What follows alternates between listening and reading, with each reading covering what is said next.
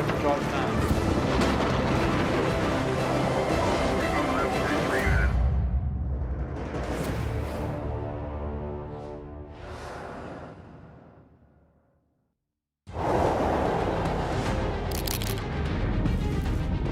We are racing for the planet.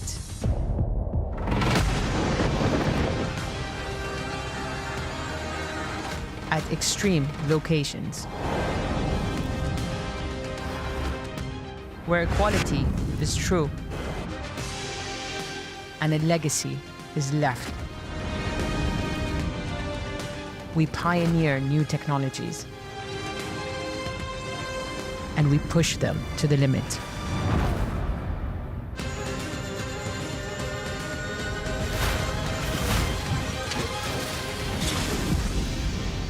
Extreme E is back.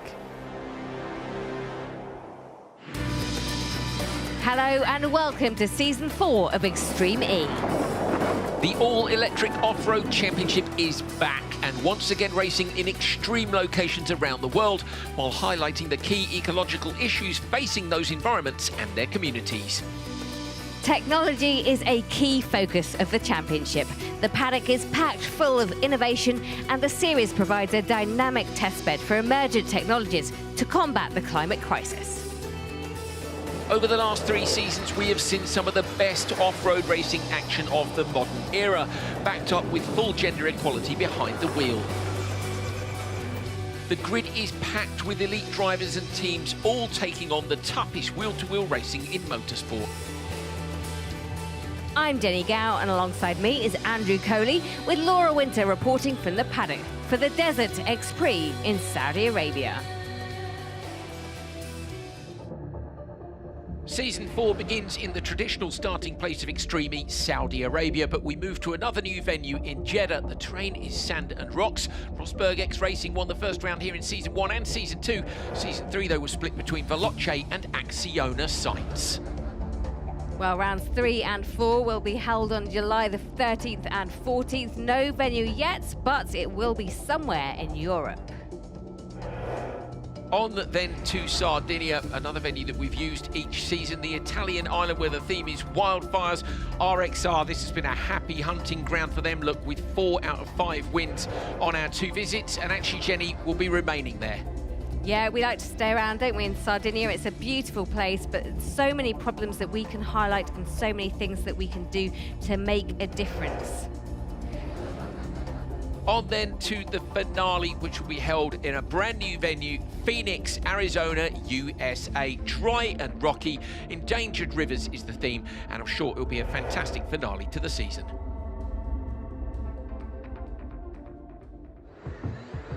It's all changed for Season 4 of Extreme E with new driver pairings and 2 brand new teams. And where better to start than with our reigning champions, Rosberg X Racing.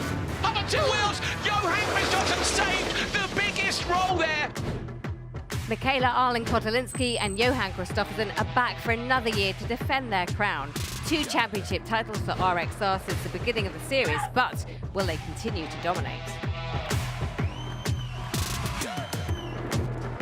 Their biggest rivals in 2023 were Acciona Sainz, with 4-time Dakar winner Carlos Sainz heading up the team. Laia Sanz is back looking for redemption after coming so close to winning the title last season, and bringing new energy to the team is rapid Jamaican Fraser McConnell.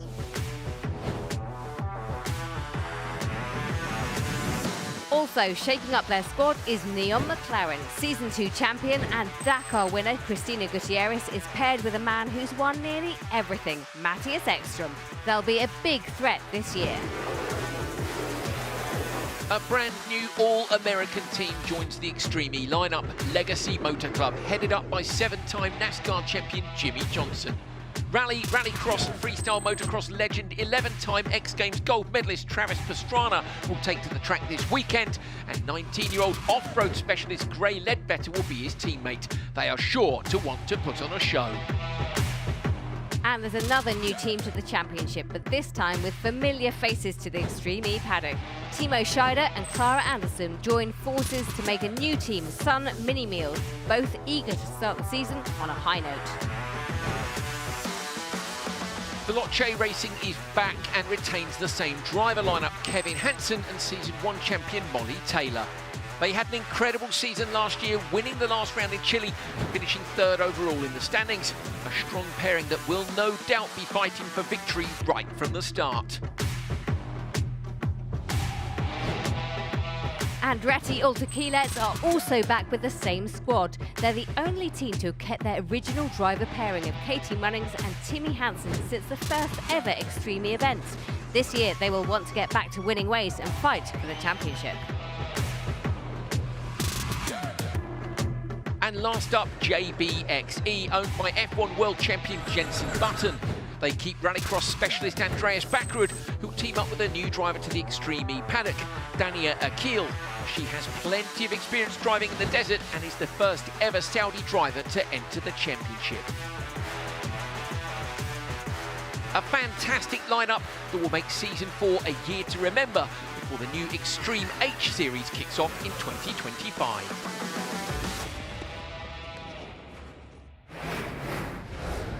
Cast your minds back to Chile at the end of last season. The title fight went down to the wire. Rosberg X Racing were crowned champions. Michaela Arlen-Kotlinski alongside me as defending champion coming into Season 4. That sounds all right, doesn't it?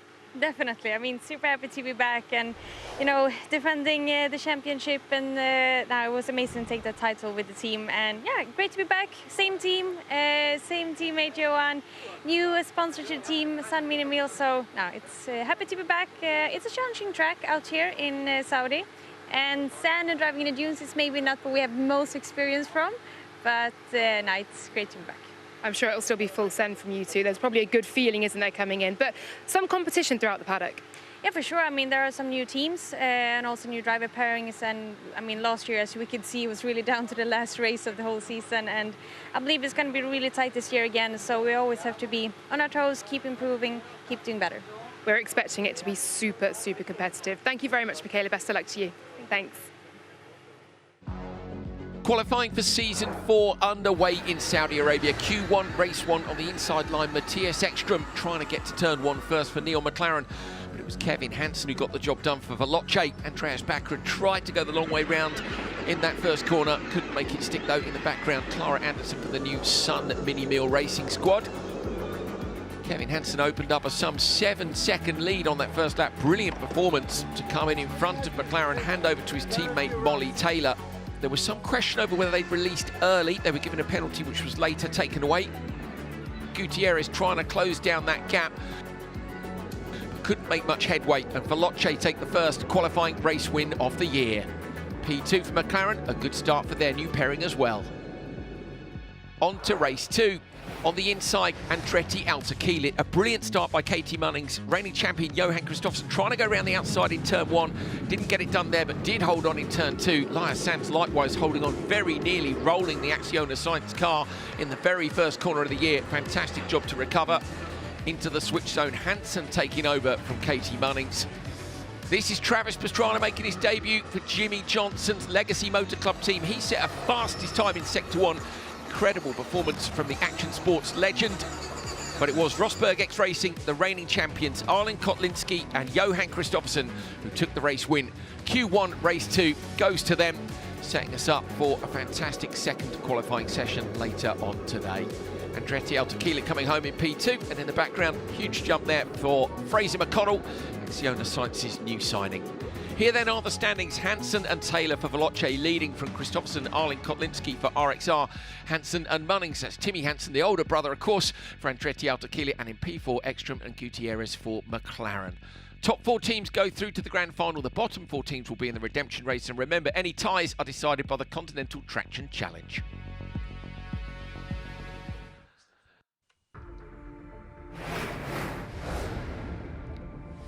Well, the map for the layout is a little bit like this, and I want to introduce you to Dania Akil. She's a new driver to the championship. She comes from Saudi Arabia, so she knows a lot about desert driving, which is lucky really, because there's a lot of sand around. She's a great competitor in Dakar. She left 2 wheels to go to 4 wheels in 2022, and we can find out more about her right now. Racing starting once again very soon. As I mentioned, we do have some new faces in the paddock. 3 drivers making their debut, Gray and Travis for Legacy Motor Club. Daniela joins me now, racing here for JBXE alongside Andreas. Welcome to Extreme E. What are your first impressions, having already got a race under your belt? Thank you for having me. First impression is first day of school, but everybody is very nice and getting to know the atmosphere quite well, and the car is a lot of fun to drive. You're making history here as well, of course, the first Saudi women racing for Extreme E. You have plenty of experience in sand, don't you? But as you said to me, less so wheel to wheel. And I'm afraid to say, Extreme E is very much wheel to wheel. It is different. I do find this more similar to rallycross, and I did some stuff on track with motorcycles about 5 years ago, but that's different with speed bikes. And the sand, you know, is home for me, so that's kind of nice. But the jumps are new. And yeah, the other cars are new. Sometimes I've done the Dakar Rally. Sometimes you do get stuck a little bit behind cars if you're in the back in the dust, but you have a very civilized alarm to ask them to let you pass. So that's different. It's a little bit different here, but it's great to see you. Thank you so much for joining us, and best of luck. Hopefully you'll find some speed out there. Thank you very much. Acciona Science now, a new face for them this season. Not a new face to the XE paddock, though. Fraz joining me now. Fraz, bit of work for Acciona Science to do after this morning. How did it feel out there? You know, they've done a good job of watering the track to keep the dust down, make the racing exciting. You know, I had a little moment in the first corner, but she kept it on 4 wheels, thankfully. But, you know, we're very much still in the fight. The guys are giving us a good package, and we're going to go out there and put on a show in Q2. Where do you think more pace, more speed can be found, both, as you say, in the car setup, but also out there, as we do see these ruts begin to really build up? You know, the conditions are always changing. You know, 4 cars on track, we've been used to 1 car runs, so, you know, it really multiplies the track evolution when you have so many cars on track. But we're just going to take it as it is. It's the same for everybody. So we're going to go out there, represent, and try to go as fast as we can. Grand final's got to be the big aim, right? Definitely. Podium. Let's go. Podium, there we go. You had it here. Thank you very much indeed to you, Fraz. Well, qualifying 2 is coming up. Of course, both qualifyings will determine where, indeed, these teams will end up, be it the redemption race or the grand final. Racing coming up very soon. Here's a look then at the track map. You've got that long start coming in for the right-hand side. They only use that piece of track off the start. Waypoint 2 is the the second right-hander. Waypoint 3, that big crest jump, and then waypoint 4, a drop off. So the undulation's quite a lot, Jenny. Yeah, it is, and it's also really ridging now. There's a lot of ruts out there, and as we've heard already, some of those ruts are getting deeper. So as we go on through the sessions, that will be worth looking out for. Yeah, absolutely. Only 1 qualifying session done so far, and the track, the drivers were saying how much it changed so quickly. It'll be interesting to see whether or not people can go quicker in the Continental Traction Challenge, of course, as those conditions change as well. That one ridgeline that they crossed, the dune is completely broken down there. So will they be able to go faster and claim those 2 championship points later on in the day? Yeah, it'll be fascinating to see. And if you're new to Extreme E, one question, why? Thank you for joining us. Here is a quick recap of what it's all about.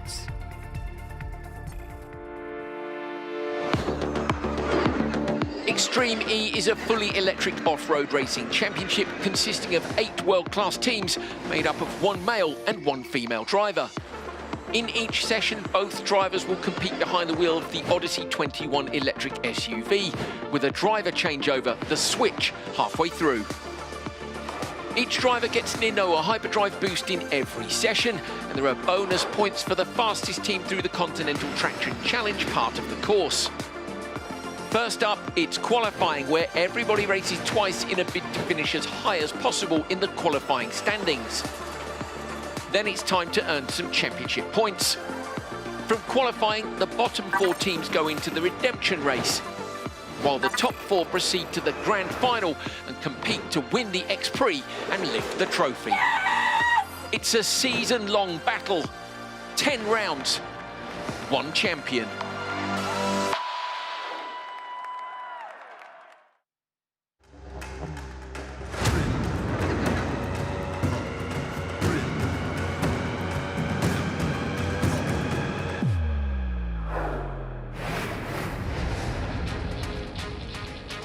Attention all teams.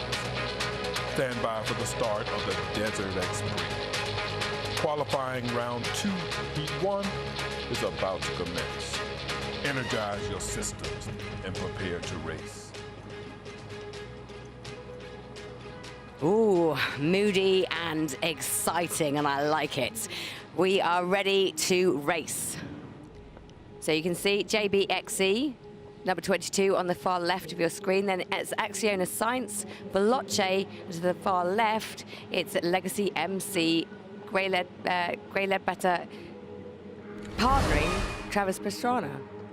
Yeah, Pastrana at the wheel for the start of this one. He sent me a message earlier saying, I'm going to bring the car home in P1 for Gray. So he's determined and good to go. He is up against, of course, some of the very best with a lot of experience of the Odyssey 21. Molly Taylor, Fraser McConnell, Dania Akil, our new driver for JBXE. Here we go, they're looking over at that little starting light. You can see there it goes green. A lot of wheel spin for Acciona Science, but a great reaction time from Fraser McConnell. Everybody using the Anoa Hyperdrive. Pastrana now on the inside of Molly Taylor. Pastrana moving up into P2. Fraser McConnell should have this from the outside line. How deep is Travis willing to go on the brakes? Sideways, Molly Taylor coming around the outside. Pastrana gets into P2. Now trying to come alongside Fraser McConnell. He's inside McConnell on the run up into turn 2. Fraser McConnell, though, holds on for Acciona Science. So it's Fraser McConnell from Travis Pastrana for Legacy Motor Club, and then Molly Taylor in P3. You can see how much dirt and sand is being picked up. Poor Molly Taylor there, not having a clearest view, but that looks stunning as they come over the jump on 4. Lots of air, and then round this rutted area, which is they're all trying to get past, but what can they do? Problems for Dania Akil, and also Molly Taylor dropped back a little way there. I don't know if she got caught out in the rut. She was right on the back of the leading 2. Dania Akil is just a little way further back. Pastrana going long on the jumps and going wide on the exit as he chases Fraser McConnell. These two very familiar with each other from Nitro Cross action, of course, over in the USA. They've raced each other all season long.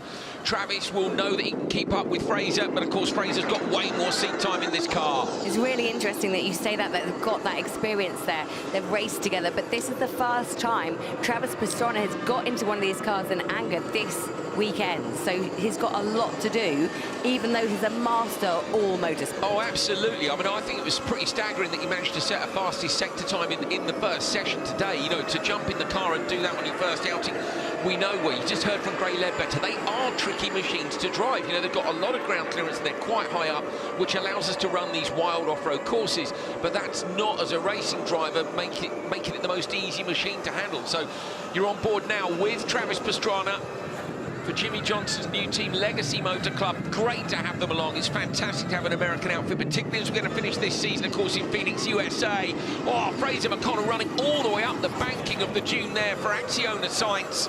His lead is, well, it's very, very small indeed, just a couple of seconds.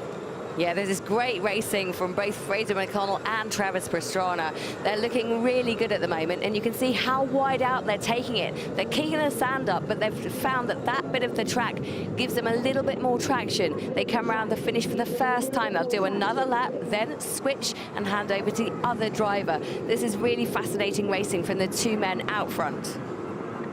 So Patrick O'Donovan, the male championship driver, is out there. Patrick, you're seeing this from on site. What are your thoughts from what you're seeing? They're trying hard, aren't they? These lead two are particularly pushing very hard indeed.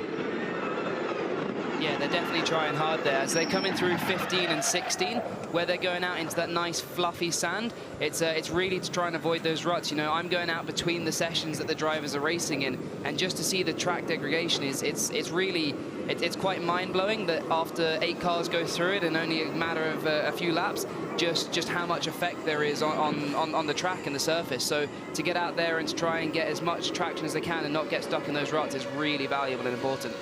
What other things are you looking at when you're looking at the cars going around now? What are you picking out?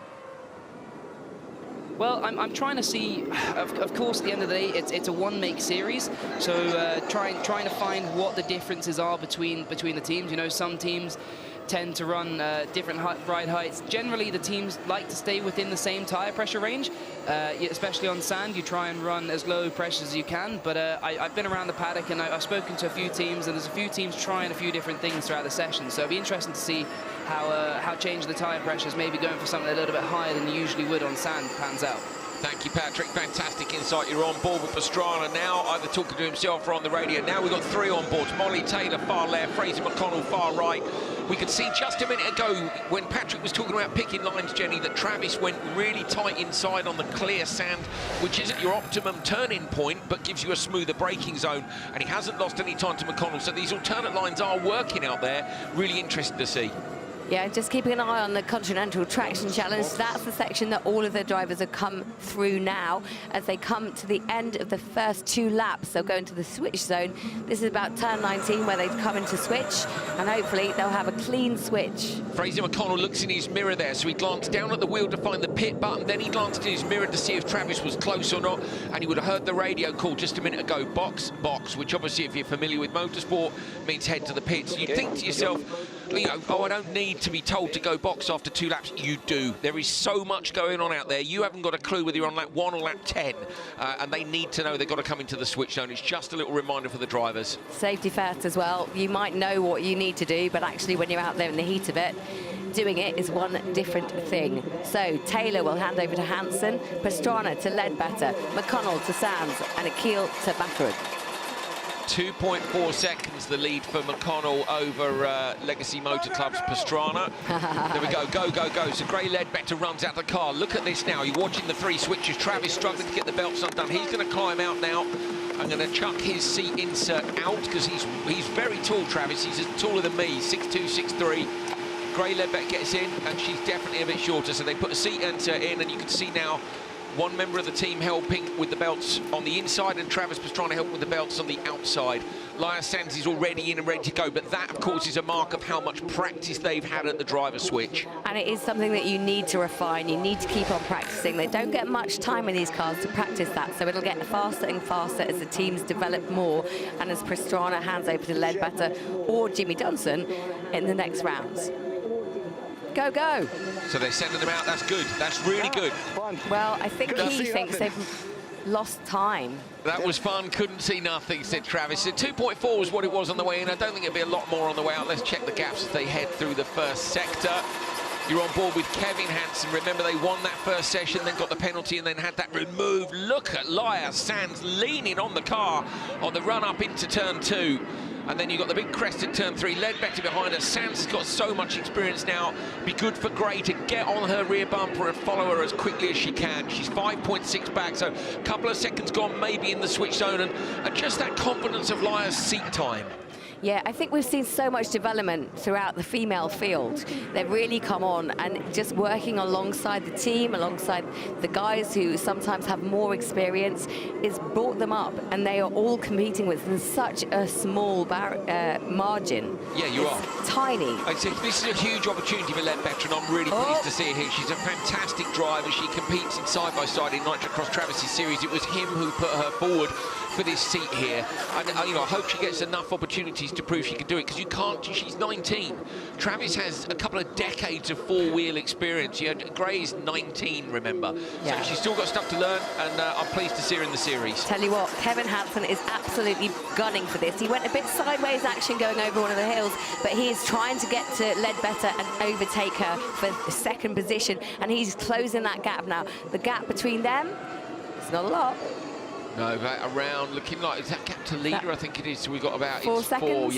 4 and a bit, coming down to 3.4, now 3.1. And you can see it visibly on the screens coming down every little bit. Now, he's still got to get past, of course. He's got to find someone to do that. Sands has up the gap just a little bit. Remember, though, this is way quicker by Ledbetter on just her 3rd lap in the car. She's way closer to the pace than before. And if Kevin gets past, it doesn't matter. Again, get on his tail and chase after him. Look at Kevin taking an alternate line, goes out wide onto the flat sand. Now again out wide onto the outside line. So using the traditional racing line, but on the straights trying to find her. But it's a little bit like a single-seater car looking for damp track in wet conditions as it dries. You know, they keep going offline, and that's what they're doing here, looking for smooth sand. Exactly. Hansen seriously closing that gap now and trying to get through. Can he make the move going into waypoint 19? He looks to go on the outside, can't get quite close enough. There's a little bump here as they go over the crest. Can he make a move there? Looking for the inside, outside. Which way is he going to go? He's going to stick to the outside and try and go round the outside, sticking all the way through 1. Can he make the move stick? Not quite. Gray's out there and in front, but He's trying everything he can, and it looks like Kevin is just about to get through. Oh, a bad rut there for Gray as well. Oh, Ledbetter's unlucky, needs to get those wipers on, get the sand off the screen. She gets it now with a bit of airstream over the top. Good move by Kevin. Lined her up. The key to that was the speed over the crest. He was quicker over the crest. He then went wide tight, but Ledbetter kept the pace up and made him go all the way around the outside. Now is a good opportunity again for her to get on the back of someone who's done 3 seasons and go, right, this is what it would do. And look at this, straight onto it. This is what I mean. She's good enough. Just got to give these people seat time. Look, eyes wide open. She has plenty of race experience, even though she is only 19 years old. And she is going to try and stick with Kevin, maybe even try for the overtake, but she's losing a little bit of momentum now. And that sand kicking up in the face isn't going to make it any easier for her as she uses her Anoa hyperdrive. Remember what Johan Kristoffersen said to us, you can take a risk in a rut, you can gain half a second, but if you get a bad bounce and you lose traction, you can lose a second like that. So it's really tricky racing in these conditions, it really is. So this is your leader, Laia Sands, going around for Acciona Science at the moment. Then it's Kevin Hansen, followed by Gray Ledbetter, and back it is Andreas Backerud. Kevin Hansen here, you could see the look on his face, teeth gritted, trying to chase Laia Sands down, 5.1 off with just a few flags to go. I don't think he's going to get to her, but this is definitely going to put Veloce through to the final. Remember, they had a P1 in their first round. If they get a P2 in this, they will definitely make the cut. So this is great racing, great craft out there. Laia Sands at the wheel, and she's going to bring it home for the Acciona Science team. But Kevin Hansen still got his hyperdrive to use, and he's closing down that gap now. It's just 4.5 seconds. Is that going to close down any more before they get to the final sections of this race? Here it is then, through the long left-hander. You're on board with Laia Sands coming round towards the finish. Great drive by her. Yeah, you can see her gritted teeth as she comes through the final jump. She's going to take the win, and she's going to do this for Acciona Science. Through the finish line she comes, and well done to their team. Acciona Science finished first. It's Veloce in second place with a great drive from Hansen, managing to get that overtake done. Then in third place, it's Gray Ledbetter and Travis Pastrana. Well done so far. Please park behind the board. There's 2 car racing. That's Legacy M3C coming through, and then the final place. Good drive for Dania Akil and Andreas Backerud as they come through to the final gates to make their second qualifying. And looking at this, Fraser McConnell has 3 fastest sectors. Travis Pastrana has 1. He's gone fastest in sector 2 this time. Backerud over the line, nicely done. Laia Sands climbing out of the Acciona Science machine. Another good drive by them. We're going to go and have a chat with team boss Carlos Sainz, who is in the Vodafone Command Centre now. Here is Carlos. Good to see you. You're brand new signing Fraser McConnell with last year's fantastic driver, Laia Sands. What a great pairing. Are you happy with the way you've started the season? Yeah, of course. You know, we have Fraser with us this year, and always when you change, you need to accommodate certain things, but so far so good. Good race, last one, happy, and now we need to carry on in the final. I mean, both of your drivers have lots of experience. What can you impart on them now you are 4 times Dakar champion, Carlos? Well done, by the way. Thank you very much. Appreciate, thank you. Yeah, they know what to do. Obviously, I'm here just to try to support them, give some tips on, you know, when we are talking about the setup of the car. Without driving is difficult, but I know anyhow a little bit on the track record of what we do in certain conditions and other conditions. So I try to remember then what is available and what I think could be the best. Thank you, Carlos. Fantastic performance, and we look forward to seeing the rest of the season up front for Acciona Science. Well done. Thank you very much. There we are, thumbs up from King Carlos. Let's take a look at the results from that one. P4, Dania Akil and Andreas Backerud for JBXE. P3, Travis Pastrana and Gray Ledbetter. Brilliant performance by them, so much closer to the pace for Ledbetter. Taylor and Hansen P2, but it's a win for Fraser McConnell and Laia Sands. Veloce third last season, of course, getting the job done in qualifying. Kevin Hansen there bringing it home in second, 18 points you through to the grand final. How do you see your performance so far today? It's been really good. I mean, we had this little penalty take away our moment of shine this morning that we got, you know, it was just a telemetry failure. So a race win and a P2, I mean, that's really good. The track was really much dustier now this time, so it was a big advantage to be out front compared to this morning. So, but we got a great car. Like the E.ON Veloce Racing team has done a great job with this car, and we feel really confident out there. Even if the track is changing and getting rougher, very confident. So it was also nice to do some overtaking. Would have liked to get one more to get that championship point, but just a little bit too far behind. But you know, it's a good start to the year.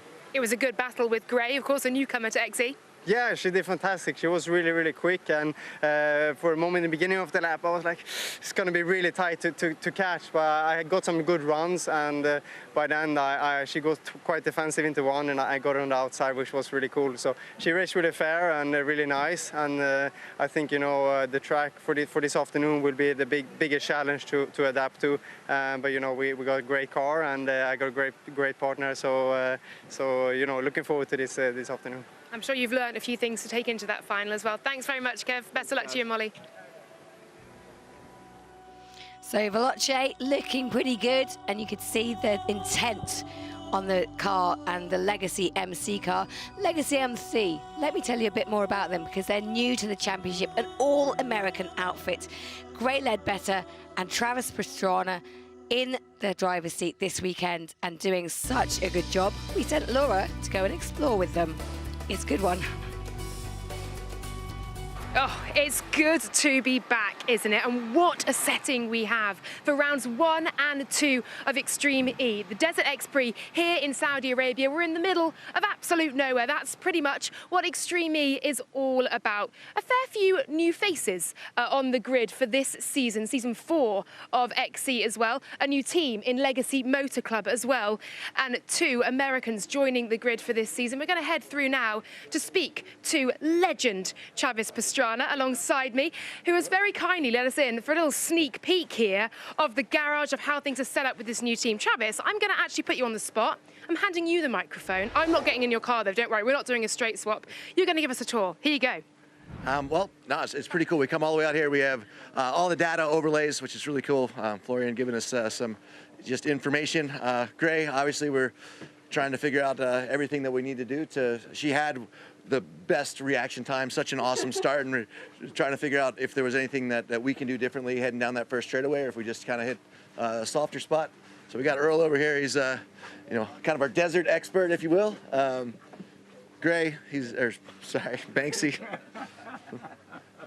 Anyway, I'm gonna get back to doing the engineer stuff and try to figure out how we can go faster. But enjoy your trip.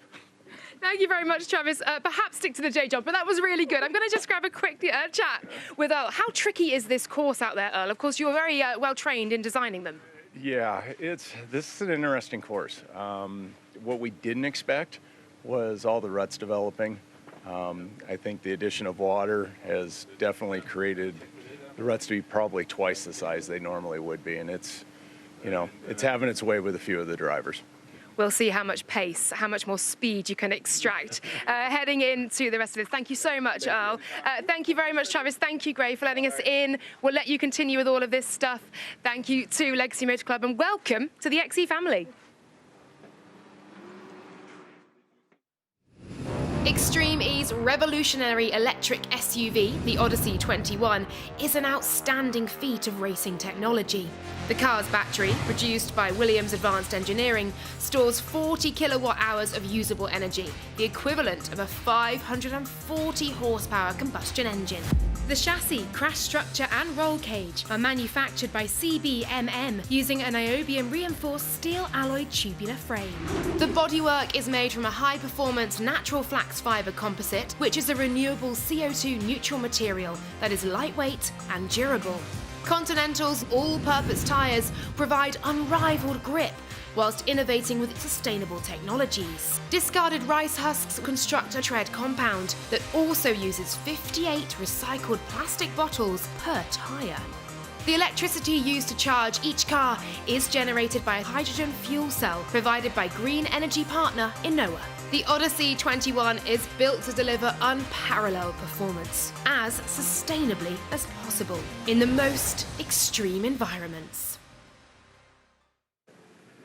Our second race of qualifying 2 is coming up. Katie Munnings alongside me here. It was a good, solid start for Andretti here. So much of XC is getting the car home in one piece, isn't it? How did you see your run, especially being squeezed tight into that first corner alongside Johan Kristoffersen?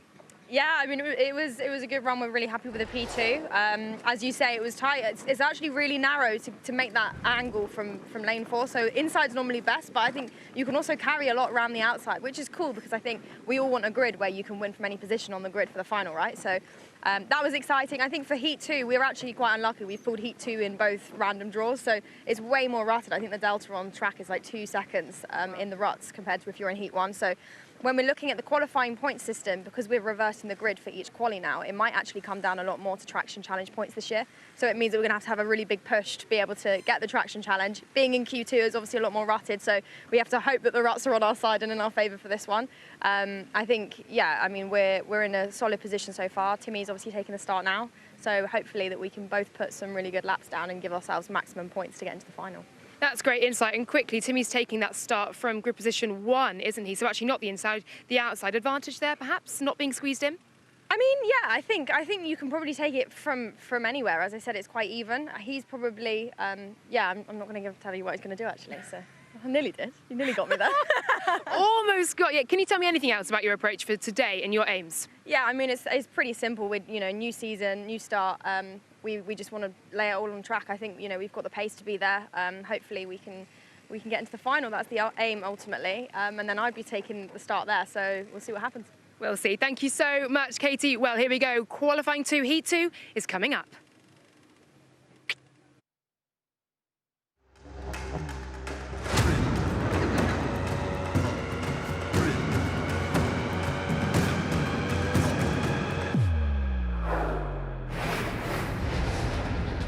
Attention all teams. Stand by for the start of the Desert X Prix. Qualifying round 2, Heat 2.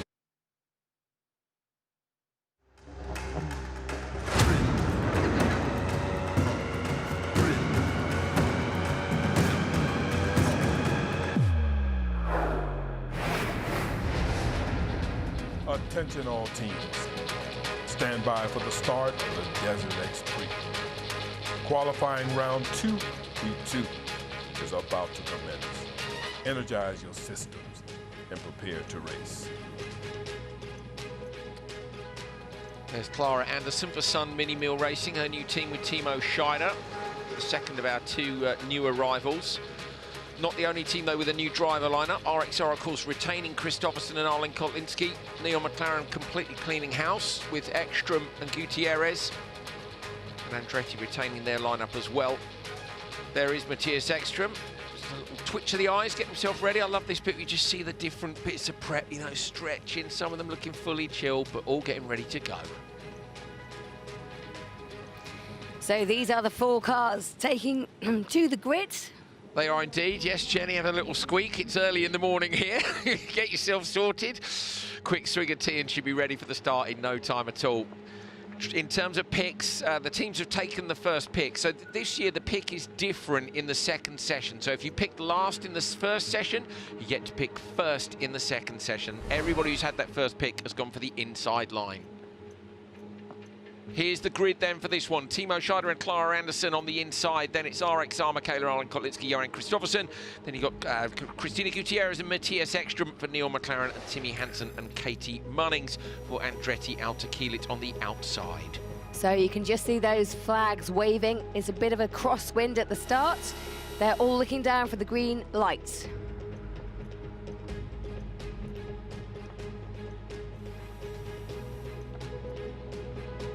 And we're racing. It goes green in Jeddah, and it's a pretty even start for everyone. Everyone using their Noah hyperdrive. RXR just taking the lead a little bit, but they're alongside McLaren and Sun also going out. Where are they going to position themselves? Sun seems to have got first around that corner. RXR being pushed out wide, wider than they wanted to go, and they're going to try and keep up. Andretti just behind them, tucked in, and at the back, it's the McLaren, but they're all going around together at the same time. Sun seems to have got that lead just a little bit, and RXR shuffling back behind Andretti now, and McLaren seem to be barging their way through as well. Timmy Hansen had a great start for Andretti out tequila. He went out wide and then cut in tight on the exit. I thought he was going to get all 4 cars, but then he got the door closed and couldn't get through. Manages to get to P2. You heard Kevin Hansen say about visibility, and that onboard tells you all you need to know. It is now very tough indeed to see where you're going. Arlen Kotlinski trying to come back at Timmy Hansen. Hansen holding on. Arlen Kotlinski gets kicked up high in the background. And it's Gutierrez, of course, in at McLaren. She looks to the inside of Arlen Kotlinski. So a big battle going on between those two. They need to be further up the order if they want to guarantee a place in the grand final. There's obviously been contact with the RXR car. The rear right bumper has a bit of contact there. Hansen trying to make a pass. He was right behind there. I thought there was going to be a bit of contact. Him and Timo Scheider racing very hard indeed out front. Behind you. Just McLaren's another 0.7 behind them. Keep hitting your marks. Good stuff. Look at that, all 4 cars now line astern as they try and go round here. This is great driving.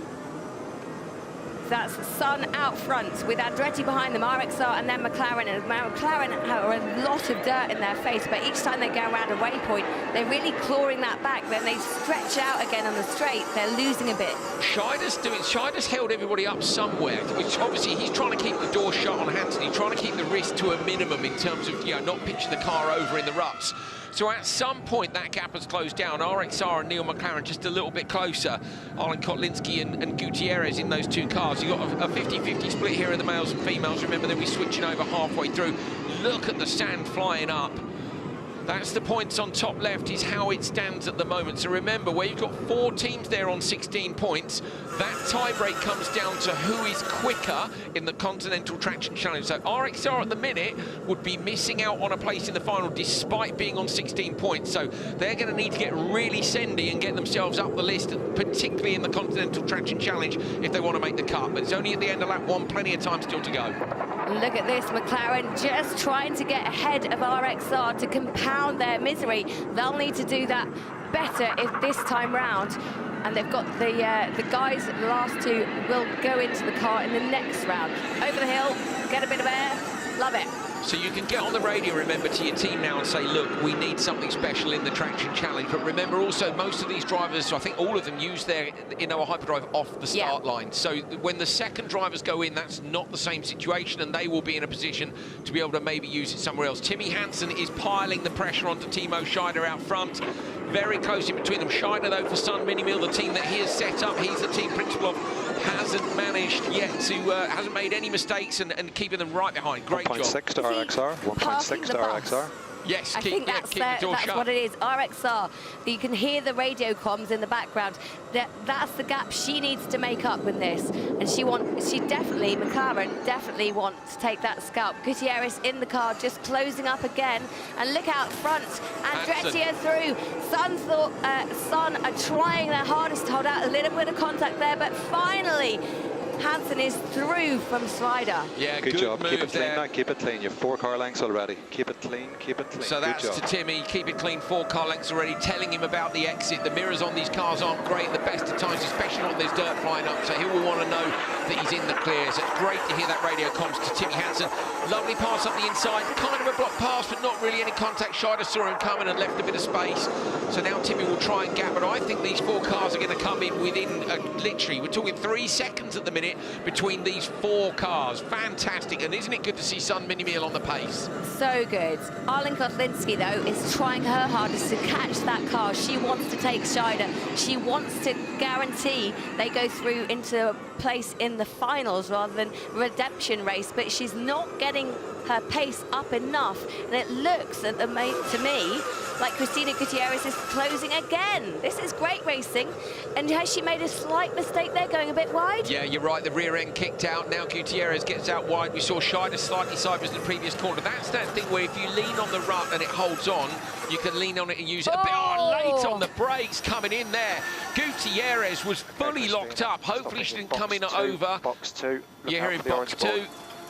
Now we're getting some full communication between the teams to see how bumpy it is as well. I wonder if that's a problem for McLaren. Did she brake too late? Will they face a penalty because of that? We'll have to wait and see. Race control will make their decision. The McLaren's very chattery on the front end, coming in over those sand ruts on the way into the switch zone. A bit like you. Yes. Different kind of chatter, but you're right. OK, Clara Anderson heading in. Michaela Arlen-Kotlinski heading out. She'll give over to Johan. He jumps in. That felt like a rough ride for them. Yeah. Johan now with a bit of work to do on these next 2 laps. Patrick O'Donovan still down there for us. Patrick, what's your thoughts on track conditions and what you're seeing out there at the moment? Well, you know, obviously, being the second race and all, there's definitely an element of the track degrading now, more so than it would have been 20 minutes ago. They've just had more cars, continuously going over the same terrain. So, of course, the track's going to be rutting up, making it harder for the drivers. But I have no doubt at all in my mind that both Matthias and Johan will be pushing at the absolute maximum to try and get back ahead of Sun Minimil and Andretti Alcaliba. Side by side as they exit the switch zone now, thanks to Patrick O'Donovan on site, and now you see Andretti leaving with RXR. RXR immediately, so Johan immediately uses the Anoa hyperdrive and makes the pass straight away. That's so switched on. The position is more important than getting the time later on in the Continental Traction Challenge, so that move alone would put them above the 16 points and straight through to the final. So great decision by him. He's just so on it. It really is. They needed to do something in that switch zone, and they did. Sun Minimils have done a great job. Timo Scheider held up the whole field, but it seems like once they're out of the way, everyone has powered through them, and they're just making up more and more ground. Katie Munnings with an absolutely huge jump. Look at the difference that makes. Look, RXR moving up 1 position, takes them off 16, sticks them on 20, boom, straight up into the top of the top qualifying position. I mean, yeah, we know though, don't we? They've been in every single championship fight. They've won the title twice. They are the benchmark. They are the team to beat, and that's why we saw so much moving in the driver market over the winter.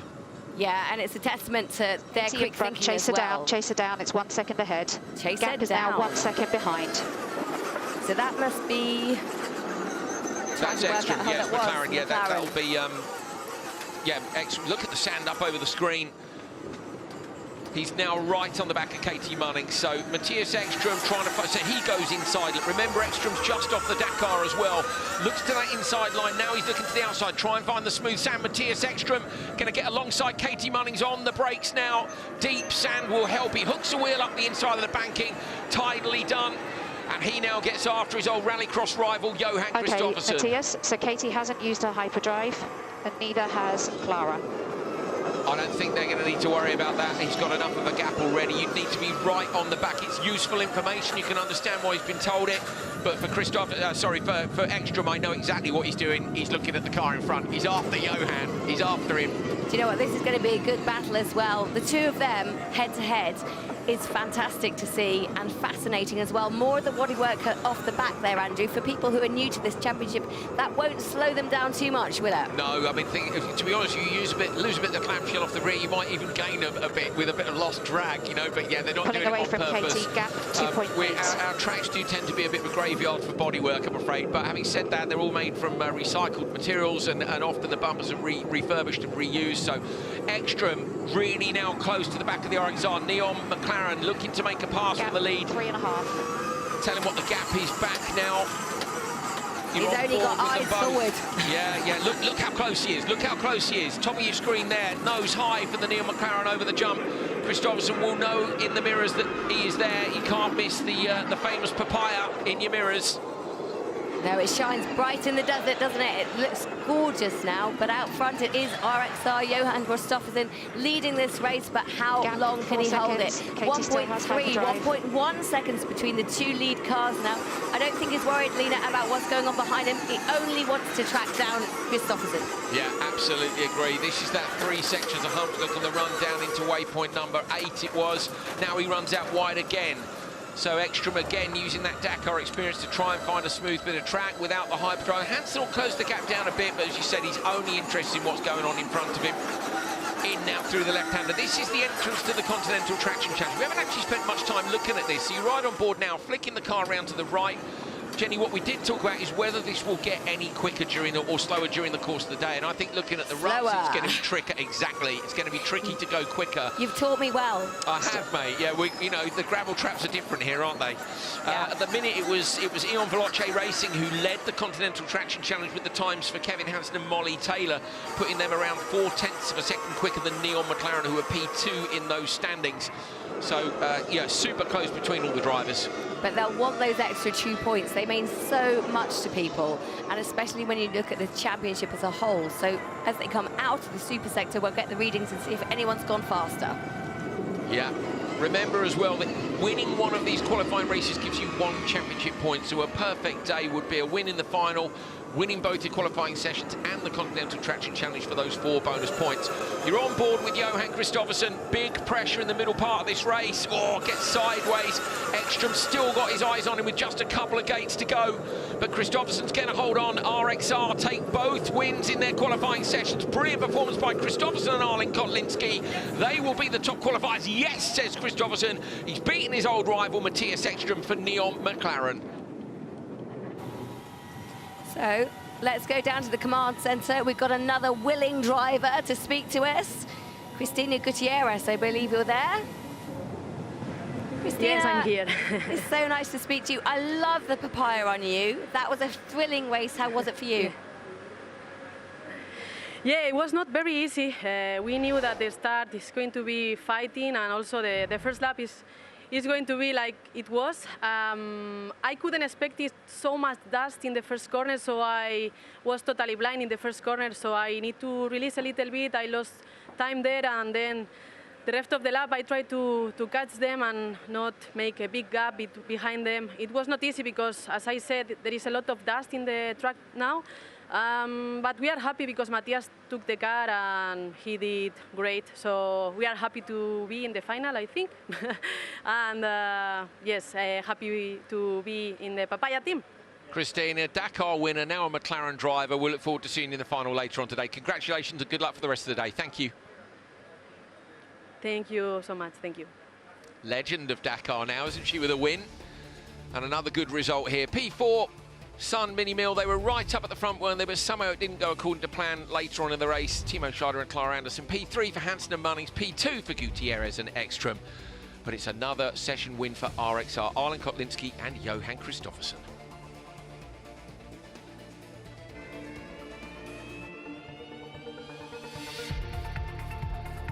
So at each of our events, we have our science committee and our legacy programs.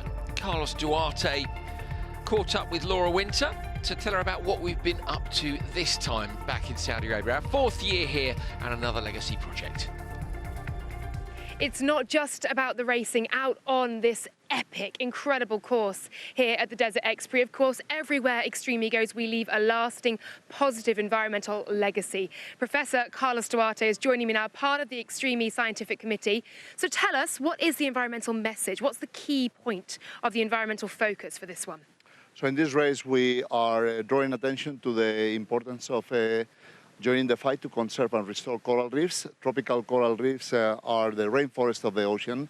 They host 1 in every 4 marine species. They also provide livelihoods for 1 billion people around the world and protect the shorelines of vulnerable nations that have low-lying shorelines. And yet we have lost 2/3 of the global coral reefs. 50% of that loss has been done historically to local impacts like dredging, physical damage, deteriorated water quality. But over the last 15 years, climate change started to take a big toll on coral reefs, and we have lost now 15% of coral reefs to climate change. And the IPCC projects that even if we meet the most ambitious objective of the Paris Agreement, we may still lose 75 to 90% of remaining coral reefs. So at this point, then, what we are doing and what the Legacy Project is doing is to fast track and demonstrate new technologies to be able to achieve what seems to be impossible, which is to secure a future for coral reefs so that our children, your children, our grandchildren are able to grow in an ocean still vibrant with coral reefs. So we do that by developing new technologies. We also engage globally the scientific community with this fight through the Global Coral R&D Accelerator platform that I'm the executive director of, and also through the technologies that are being developed at King Abdullah University of Science and Technology. It's so, so important, isn't it? And we've had 4 years of legacy now in Saudi as well. Just quickly, what have we achieved here? Well, the first season we achieved something remarkable, which is that Extreme identified the largest and most important turtle nursery and rockery in the Red Sea, which was not really being conserved, and draw attention to the importance of improving that area and conserving sea turtles. After 4 years of a legacy project, we have now revitalized that population. It has grown by 300% and is really a success story. On the last 2 seasons, then we focused on rewilding land, and then we deployed plantation projects of forests, release wild animals like endangered lizards, and also sun gazelles and other animals that keep the ecosystem wild. Incredible, so much work. Thank you so much, Carlos. Thank you, Laura.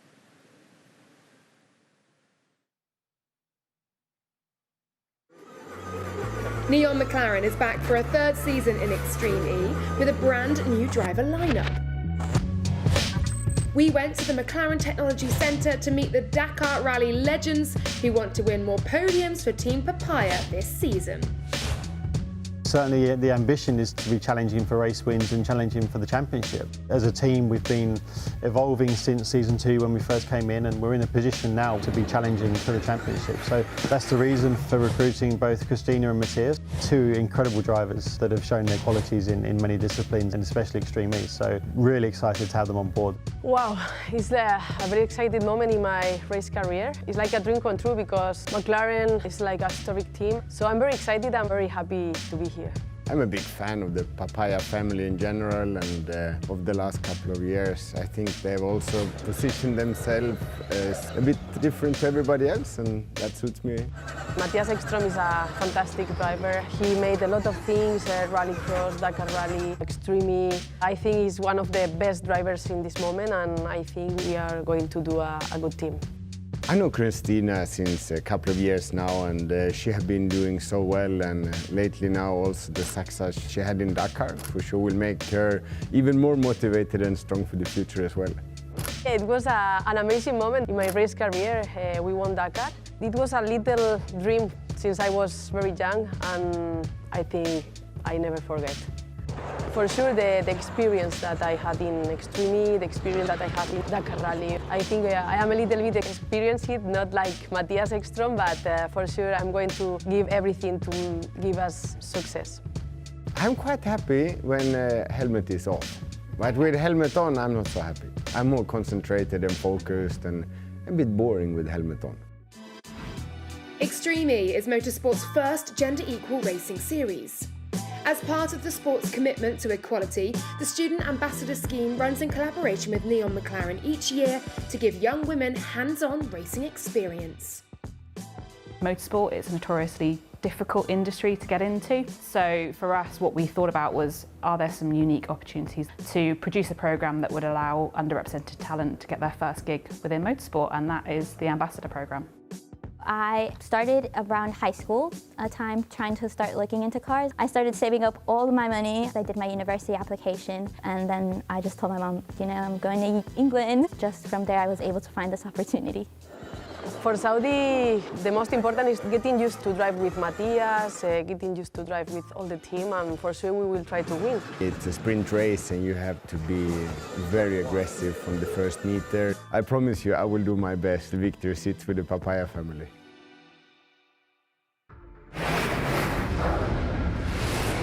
Yes, grid play is where you get to decide, and then the teams get to decide who they give their votes to, and unusually, people giving their votes to RXR, that never happens. No. And brotherly love there. Yeah, Timmy supporting Kevin, isn't it, for Veloce? Yeah, basically the teams who don't make it through to the grand final, they then donate their votes, and then as you can see here, that gives you your grid slot choice. So Veloce winning the fan vote and getting the spare driver stand as well. They have chosen pole, so they're on the inside. You can see where the other teams are slotting in for the grand final. Beautiful backdrop here in Saudi Arabia. Those are our Inoa fuel cells, hydrogen fuel cells. We're transitioning, of course, to Extreme H next year, Extreme Hydrogen. So we're exploring hydrogen power instead, and good to see that there's some of that hydrogen power already being exploited in the paddock. Great work from Inoa, who, of course, are also our Inoa Hyperdrive. And I think it's exciting about Extreme H coming online next year. Testing has already begun, so lots of people getting very excited about that. Here's your dream team after the qualifying sessions, so Q1 and Q2. Fraser McColl and Gutierrez, who of course last year were a team. They were at X44 together. X44 departed and they went their separate ways. Christina to Neon McLaren and Fraser McConnell to Acciona Science, two very strong assets for those teams. And Jenny, it's been incredibly close in the morning's qualifying sessions. Brilliant. Really has been. I think we're all looking ahead to the final and crossing our fingers and thinking, this could be really good. So stick with us, don't go anywhere. And the final will be on its way, and the redemption race as well.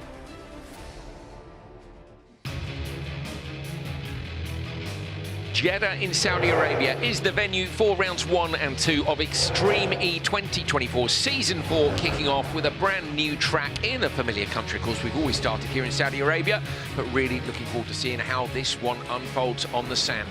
My name's Andrew Coley, reporting from on-site is Laura Winter, and we're delighted to welcome back to the commentary box Jenny Gao. It's great to be here. We have 10 rounds ahead of us, 8 teams, and as you can see, a whole plethora of drivers, some of them new, some of them really experienced, but all of them top quality.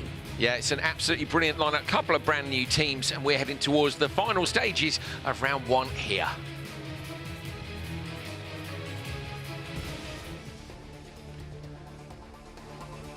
So this is what's happened so far. Q1 was won by Veloce in the very first race, and in the second race, as you'll see, great start by Kristoffersen's RXR. He went around the outside in turn 2 to take a win for them as well. So they were two of the title protagonists last year. Veloce just fell away towards the end of the season, but right up there in Q1.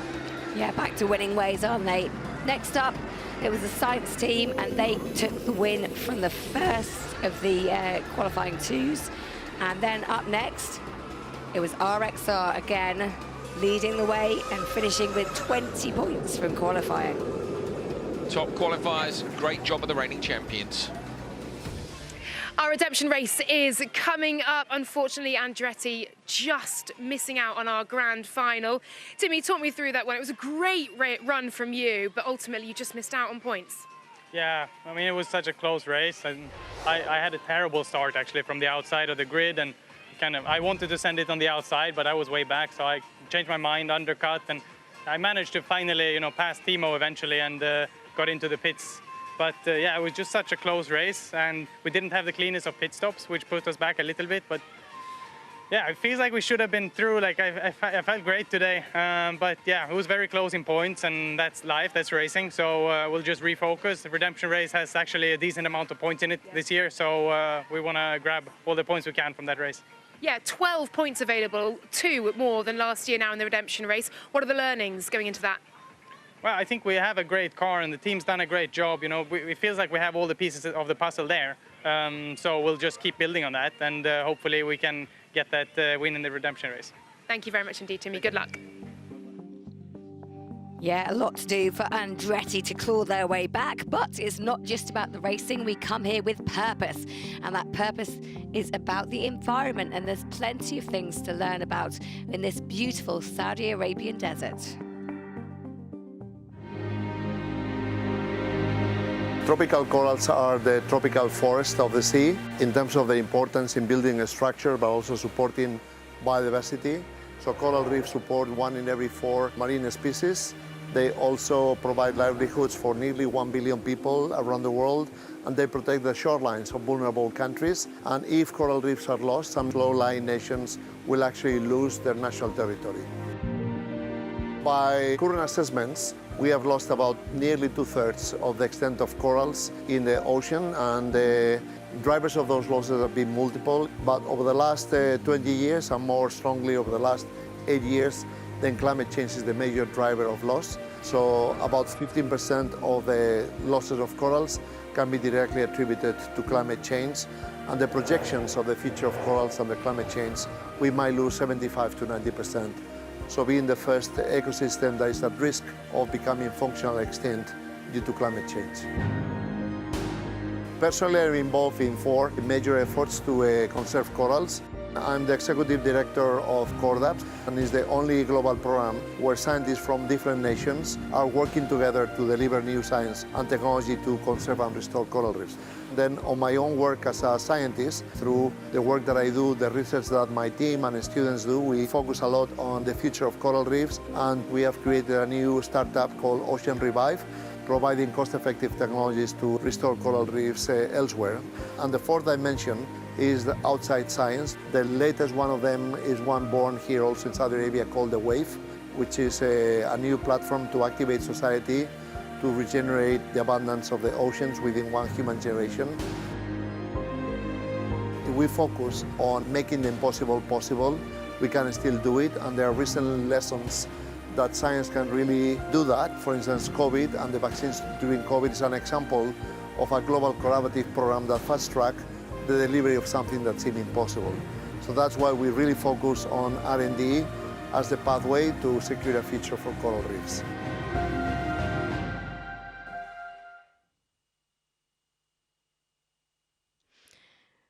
Earlier on, the paddock came together to remember our championship co-founder and racing icon, Gilles de Ferran, two-time IndyCar kart champion and 2003 Indianapolis 500 winner.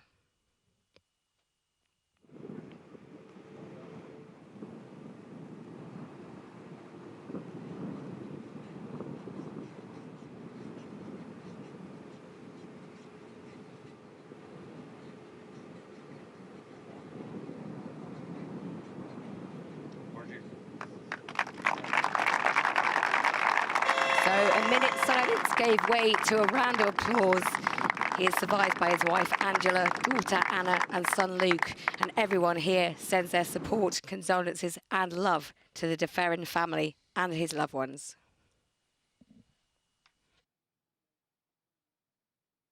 The sun is beating down. It is roasting hot here in the desert in Saudi Arabia. Sun mini meal, first race weekend for you guys, first race weekend as a duo as well, but you've not quite made the grand final. How do you reflect on the morning, and what have you learned to bring into the redemption race? Yeah, it's been quite a tough first day. We are super excited to be here and to kick off season 4, but unfortunately we've been struggling with tech issues all day. We find something big after already Q1 that we were racing with, but now we are trying to figure out what is going on, but there is something that is not really correct. Oh, we'll see. Well, best of luck to you guys in that redemption race. You've clearly got some pace, Clara. We'll see. JBXC, the garage just alongside here, they are also in our redemption race today. I'm going to make my way through the garage now to find Andreas Baccarat. Redemption race for you guys. There are more points up for grabs in it, though. How are you looking forward to this one? What's the mindset going in? Very much. We're next to Timo and Clara. We're going to give them a run for their money. And as you can see in the background, the JBXC car is turned upside down. We're taking the wheels on the floor and turning it upside down to go faster. Actually, we have a guy lying upside down inside the car, changing the brake pedals and taking that one away. Also, we have Tom here, the MVP from last year in Extreme E. Hard at work or hardly working, and Connor's backhead. First to the moon. No, I was kidding. So it's all going on to get some more pace out of this car then for the redemption race? Yeah, we're trying. You know, we have struggled a bit, you know, trying to get there. We are getting closer and it feels better every time we're out there. So going the right way and hoping that we can be up there fighting for that win. Thanks very much, Andreas, and to the rest of the team you've introduced to us as well, and to Daniel. Best of luck to you guys. Here we go, then, redemption race coming up soon. Well, we've had a fantastic first 3 seasons of Extreme E. This, of course, is the start of season 4. We're back in Saudi Arabia, but at another brilliant venue. And if you haven't kept up with the last few seasons, we did want to make sure that those of you that are new to this incredible championship can have a little look at what we've been up to. So here is a look back at seasons 1 to 3. In our first 3 series of Extreme E, we have been racing in remote and captivating locations all around the world. And it all started in Alula, Saudi Arabia. Chris Thompson goes wide, now he's going to make the cut back and try and carry the speed through the corner. He kicks the car really high. The race was won by Rosberg X Racing. The championship in Season 1 went down to the wire as RXR battled Lewis Hamilton's team, X44, throughout. It came down to the final race of the season. 3 laps to decide our champions. Incredibly, Rosberg X Racing took the title by the tightest of margins with a tiebreak, having finished the season on the same championship points as X44. As Season 2 got underway, Rosberg X Racing continued their winning wave, dominating at the opening Desert X Prix. Johan Christophersen, the reigning champion, crosses the line to take the win in round 1. Round 3 in Sardinia saw Johan's new teammate for Season 2 also delivering the goods. Michaela Kotlinski at the wheel, past Jutta Klein-Smith, just into the water splash, and RXR take the win in round 3. But in round 4 in Chile, X44 were determined to fight back. Wow, X44 muscle their way through. And look at them go almost over at the same time. They took their first win of the season to leave them within touching distance of the title as we headed to the final round in Uruguay. And look at those 2 title rivals going together all the way. It's RXR versus X44. Sebastian Loeb fires up the inside. X44 have won this championship. Season 3, and Veloce Racing and Acciona Science made strong starts in the championship, but the tough terrains in Saudi Arabia and Scotland tested both drivers and vehicles. No, not again! A 3rd roll for Andretti. Oh, and RXR off the side of the road. Johan Christophersen takes it a roll. Absolutely huge crash. In Sardinia, Rosberg X Racing climbed back up the leaderboard, winning both rounds and getting themselves back in the running for the championship title. Returning to Chile for the last event of the season, championship leaders Acciona Science were dominating in the final, but as a sand cloud swept across the track, RXR's Michaela Kotlinski took advantage and led until the finish line, putting them back at the top of the standings. Only Rosberg X Racing and Acciona Science were left in the run for the championship title, and it went down to the wire to the very last final race. Up on 2 wheels, the RXR up on the top of the banking. Johan Christophersen saved the biggest roll there. But bad luck for Acciona Science as they sustained damage to the car, causing Linus Santz to lose control. Oh no, the steering's broken for RXR. This is unbelievable. Rosberg X Racing are the 2023 Extreme E champions. What an epic finish to Season 3.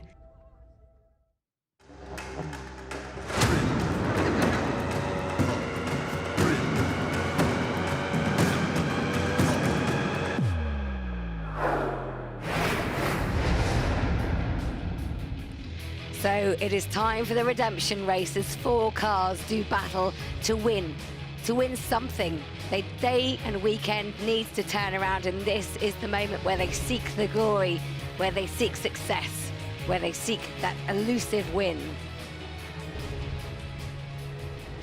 Attention all teams. Stand by for the start of the Desert X Prix. The redemption race is about to commence. Energize your systems and prepare to race. Here we go then, redemption race time. A few more points up for grabs than there were last year in this one, just to give them some redemption. I think the winning points are now similar to the last place in the final. 4 cars in each. Remember, we've got 8 teams in this year. But always a good run. Of course, got 2 brand new teams in here. Legacy Motor Club, you just got a thumbs up there from Travis Pastrana, and we've got Sun Mini Meal in this one as well. Timo Scheider will be in the command centre. You just saw Dania Kiel. She's waiting to get into the JBXE car. And the final car, of course, is Andretti Autokilit. And I think they've done a lot of work on that JBXE car in between the break to try and find some extra performance. You heard a little bit earlier on from Andreas saying that. So let's see what they can deliver out there in the sand. Yeah, absolutely. We've got an even split, I think, of... no, we've got 3 female drivers and 1 male in this. So actually, yeah, so Baccarad's got his chances right now to try and bring that car in. And then we've got Katie Munnings, Clarence and Gray Ledbetter. There is Gray, Travis Pastrana's teammate, just 19 years old. This is her Extreme E debut. It's hard work when other teams have had 3 years. You've just seen 3 years of Extreme E. Imagine doing all those events and then coming into the series not knowing the car. They're up against it, but they're doing really well. Okay, here we go then. Redemption race time. Countdown is on. The white light comes on. It's just a few moments before we get them launched off down to turn 1. Andreas Baccarad on the outside. Gray Ledbetter for Legacy. Then we've got Clara Anderson for Mini Mill, Sun Mini Mill, and Katie Munnings on the inside for Andretti Alta-Keelit. So Backer with a good start on the outside. Munnings is the first to use a hyperdrive. Look at the difference 400 kilowatts makes as Katie Munnings streaks into the lead. Everybody else has used it as well. She got the timing of that absolutely bang on. You've got to do it before you get the wheel spin disappears. You don't want to get too much wheel spin. You don't want the car to bog down. Backer goes round the outside, moves over to P2 in the background. Got Anderson side by side with Gray Ledbetter. Gray Ledbetter going to try and hold on as she comes around the outside of this one. Contact between them up and over the crest. Surely side by side, wait for them to appear. Oh, and she just got the better of her. So Gray Ledbetter into P3 for Legacy Motor Club. Brilliant start by the 19-year-old. And an enormous jump. Ledbetter sends it absolutely massively over that jump. She holds P3, but out front it is Katie Munnings leading from Andreas Backerud. I tell you what, Katie Munnings had a really good start last time as well, so she's obviously taken the learnings and employed those and carried them on. So this is a game on, isn't it? It is indeed. Clara Anderson now over the back of Gray Ledbetter, watching the back of his shot. They couldn't be closer. Ledbetter puts the nose of the car down into the sand. Anderson trying to come up the inside line here, but without the Enoa hyperdrive, it's going to be tricky. Got to get better exit speed and try and line her up. I think she's getting nearly there, but not quite. No, not quite close enough. Patrick O'Donovan is down on site for us. Patrick, are you okay, mate? How are we feeling about... Oh, hang on, battle going on still. Sorry, hold on, mate. Clara Anderson looking up the inside, but can't quite get there. Patrick, I'm impressed by Gray Ledbetter. She, Q1 looked tricky for her, and then in Q2 and coming through to the final, her pace is really improving.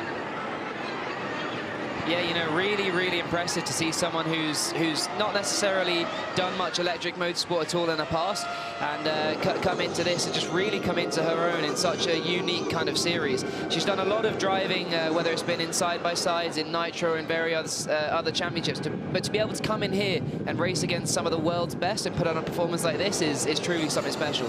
You're on board with her now. She looks super relaxed, Ledbetter. Sun getting low in the sky and just coming underneath the sun visor there. You get the changing light levels as well. She's got the similar Kevin Hansen look on her face there. You're just moving your lips about, full focus mode in the car. The lead out front for Katie Munnings doing a brilliant job here, holding off Andreas Backerud. She's got a 2.4 second lead. You can hear there 2.5 on the radio is the message that's coming through. So Katie just needs to bring that car home for Timmy Hansen. Meanwhile, here's Ledbetter still under pressure. This is where she got passed earlier on today, and Clara Anderson carries a little bit more pace over that crash. So where she did that enormous jump earlier in the lap, she's got to do that again towards the end of that. Pastrana will be jumping up and down, I know, waiting to get in this car, and those drivers will be making their way down towards the switch zone soon. At the minute, timing screen is lit up purple for Katie Munnings, fastest in every single sector. Absolutely amazing performance by her. So Munnings out front is stretching her lead out to 3.59, and nobody else in this race is on the same pace as the Andretti Alta-Keelit driver. Oh, huge jump now for Clara Anderson in the background. Wow, these two racing hard. Patrick, that jump, can you go much bigger than that or not? I'll be honest, I haven't sent it that hard myself. We do the course testing before they start driving out here, and she's a lot braver than I am, that's for sure. Is she tempting you, mate? You need to be careful. You're the championship driver. We can't be writing off cars left, right and centre, It looks like you can go a bit bigger, maybe. Yeah, I don't know. Of course, I mean, now that we've had some new suspension upgrades come in from Fox, and the cars are landing so nicely. You can just jump them so far, and it feels like you're landing on a cloud. So maybe I'm still driving as if it was the older settings, and I might need to get back on it when I get back out in the car and give it a go. I suggest waiting until the end of the day tomorrow, Patrick. You know what it's like. You don't want to get told off. So Patrick O'Donovan, the male championship driver. If you wanted, Christine GZ is in the command centre. One of the championship drivers has to remain in the command centre with race control to be able to help make some of those decisions that they have to make on what's happening in the race. Gray Ledbetter is still holding off Clara Anderson, who in my opinion is one of the best passers we've seen join this series. She made some brilliant passes when she first joined in. She can't quite get past though. She's just having to follow Ledbetter home. So Pastrana's going to take over from Ledbetter. Timo Scheider, team boss, of course, and driver for Sun Mini Mill, will take over from Clara Anderson. But out front, Katie Munnings is bringing home the Andretti Alta-Keelit machine in its fantastic new livery to hand it over to Timmy Hansen. They will be disappointed they haven't made it through to the final. There were 5 teams very close on pace. One of them had to miss out. Unfortunately, today it's Andretti Alta-Keelit, but maybe not tomorrow. End of the lap coming up. Munnings comes into the switch zone. Jenny Gow is still here with me. Jenny, you've got a bit of a frog in our throat, haven't we? We're feeding her as much tea and honey as we possibly can, but there's a limit. We're trying to save your voice because you're going to be, we've got a whole day to do tomorrow. Impressive from Ledbetter. Switch zone 2, switch zone 2. Switch zone 2, this is right. Yeah, I'm so sorry about my voice. It's not holding out as much as I would like it to, especially when the excitement of the racing is just there. I'm like, we can bring you into the switch zone, it's fine. We've got time in the switch zone, you take your time. But yeah, if you're wondering, Jenny is perfectly okay. She's doing a brilliant job. We're so glad to have her back. We've got to get the frog out of the throat. We'll work on it overnight. Send in recommendations, not whiskey. So Ledbetter climbing out the car. Here comes Pastrana. And remember, Travis has had a knee replacement recently, so getting in and out of the car was something they had to practice. In fact, on day one, they looked like a DNF in free practice 1 on the results, but they weren't. They came into the switch zone at the end of their FP1 run to do another driver change. So Travis jumps in. You see there, they un-Velcro from the top of his crash helmet, his communications lead. That's what that bit of Velcro is on the top. Plug that in on the harness. Now you pull down on the straps. Gray's on the far side, putting in the tethers there, which hold your arms in if you rip the doors off. And Pastrana will shut the door. Cars dig in quite deep in that section, don't they? The sand kind of buries the wheel. Yeah, we had 4 seconds lead over JBXE on the way in, and another 9 to Legacy. I'll update you. There we go. Nice, calm information there. A 4-second lead. That's going to Timmy Hansen for Andretti Altekilit. Eric Farren is the team boss there this weekend, I think. I think he is. Yeah, I know he's there with the squad. So up and over the crest now. Then what will Hansen do? Behind him, he's got our new driver, Dania Akil, who is here. They would say Backroom was about 4 seconds back. So Akil now has a chance to try and use that extra pace. It looks like they've managed to fix the car, but obviously we're aware that she doesn't have the same seat time. And she's going to be hunted down by Timo Scheider, who's managed to get out in front of Travis Pastrana. So Sun Mini Mill has managed to get past Legacy Motor Club in the switch zone area. How far back is Travis? There's Timo. Where's Travis in the background? There he is, 3 seconds back. So Pastrana's got a chase on now for Scheider, and Scheider will be chasing down Akil. Meanwhile, Timmy Hansen out front is stretching his lead, so the lead goes up to 8.5. We've still got Patrick O'Donovan with us on site. Patrick, this is when you're the second driver in the car, you can choose a bit more tactically where you want to use your Renault hyperdrive. I've seen some people using it uphill towards the end of the lap. That seems pretty wise to me when you need the extra momentum. Yeah, definitely. You know, generally, if you're the first driver, everyone wants to try and get track position and use it either in the run into turn 1 or see if they can get a cut back and use it between waypoints 1 and 2. But when you're the second driver, well, generally they try to use it in the Continental Traction Challenge just to try and carry as much speed as they possibly can through it. Travis is 2 seconds behind. I think I would still use it between waypoint 1 and 2 just because it's quite a soft, rutted sand there. So if I can just get the car moving as quickly as possible and try and glide over those ruts, I feel like that would be the best approach. But that's my opinion. And I mean, the beauty of it is that everyone likes to use it in different places, and it just really spices up the racing. Yeah, absolutely agree. It's 4 seconds of extra power. Scheider might be thinking about using it now because Pastrana has edged that gap down. It was 2. Oh, Pastrana, and off to the side of the road. He waves at Timo Scheider. Travis Pastrana waves at Scheider and moves up a position. Big grin on the American's face. He won't wish anything on Timo, of course, but likewise, he's happy to gain a position. He was 1.2 back, but it looks like there was a problem for Scheider as well. Jenny. Yeah, absolutely. I love that wave. That is class, isn't it? Absolutely brilliant, yeah. So out front, the lead has gone up to 15.1 seconds, and the gap now between Pastrana and Akil is down to less than 3 on our timing screen. So Hansen has checked out. You want to be looking at what's in the background. Here they come. There is Dania Akil, and Travis Pastrana will be chasing her down. Here it is, Pastrana closing that gap. Now he's got to find a way past. So he's already picked off 1. Can he pick off 2 if he can? Oh, and this time he goes late on the brakes, pitches the car in, understeer, then oversteer as he tries to get up behind Akil. He'll send it over this for sure. There it is. Now he's closing down again. So now it's just a case of picking your moment. Hyperdrive. Hyperdrive is gone for Travis, so they've used it already. So this is a case of where Akil uses it to try and protect. Travis comes around the outside line now, carrying more pace, side by side with Dania Akil. Lovely pass. The American legend makes another pass in this one, up from P4 into P2.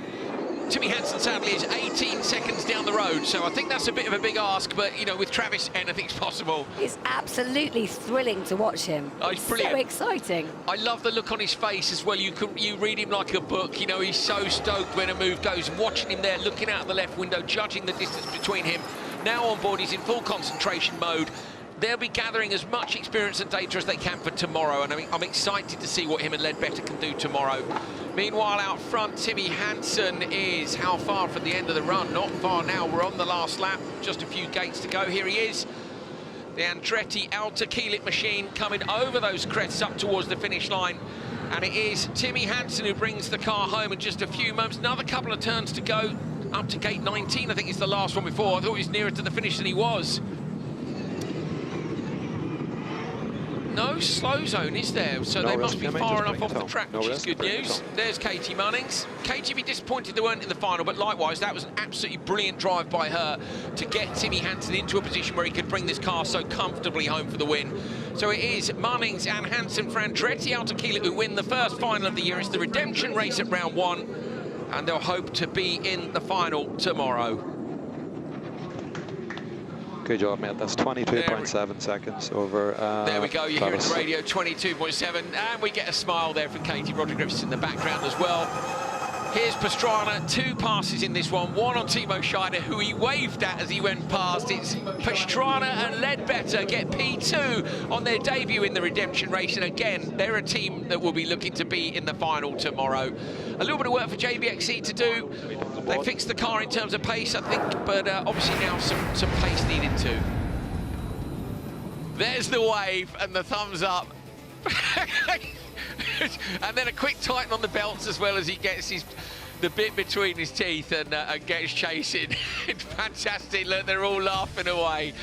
Brilliant stuff. Gray Ledbetter and the brand new team, Legacy Motor Club. Welcome to Extreme E.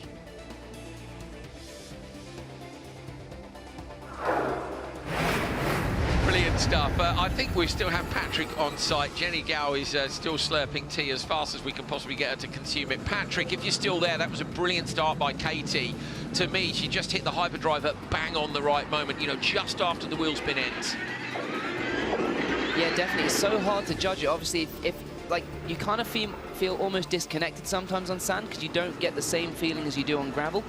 But to be able to have that feeling of when the wheels just stop spinning to perfectly get the hyperdrive down is, well, it's truly partially luck, but a really set of a good show of talent there. But no, a really, really mature drive. You know, it's a lot of pressure, I think, being the driver that goes first in the race, because not only do you have to navigate the first few corners and try and make it through there safely, but also you have to carry the car home and bring it back in one piece for your team, because you're not only racing for yourself and your team, but you've also got, obviously, the car to hand over to another teammate to complete the stint.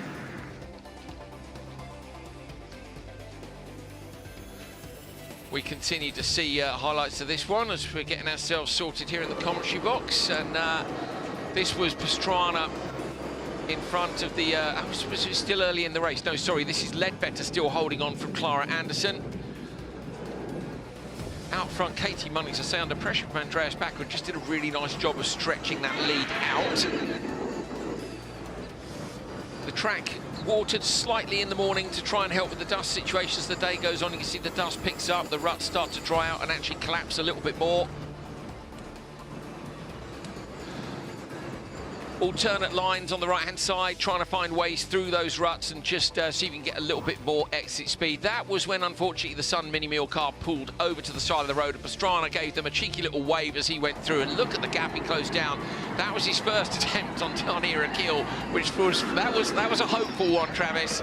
But this one passed here. Look at this, coming down into the left-hander, lines it up from the outside, just carries in a little bit more pace. He's got slightly more rotation on the car on the outside. He's not in the ruts there, and makes the pass around the outside. Really tidily done, and yeah, just the hint of a smile on his face there as well. Brilliant stuff. So Darnier Akil, great to have a Saudi Arabian driver competing at home here. A good big welcome to the series to her as well. But a win in the redemption race for Andretti Alta-Keelit. Here's the result then of the redemption race. Anderson and Scheider are DNF for Sun Mini Mule. A shame for them. They've had promising pace today. P3 for Baccarat and Akil. P2 for Pastrana and Ledbetter. Brilliant drives by both of them. And then Munnings and Hansen for Andretti Autokillet. Those top 2 cars very worthy of a place in the final, but there are only 4 places up for grabs, and they'll look to do better tomorrow in round 2.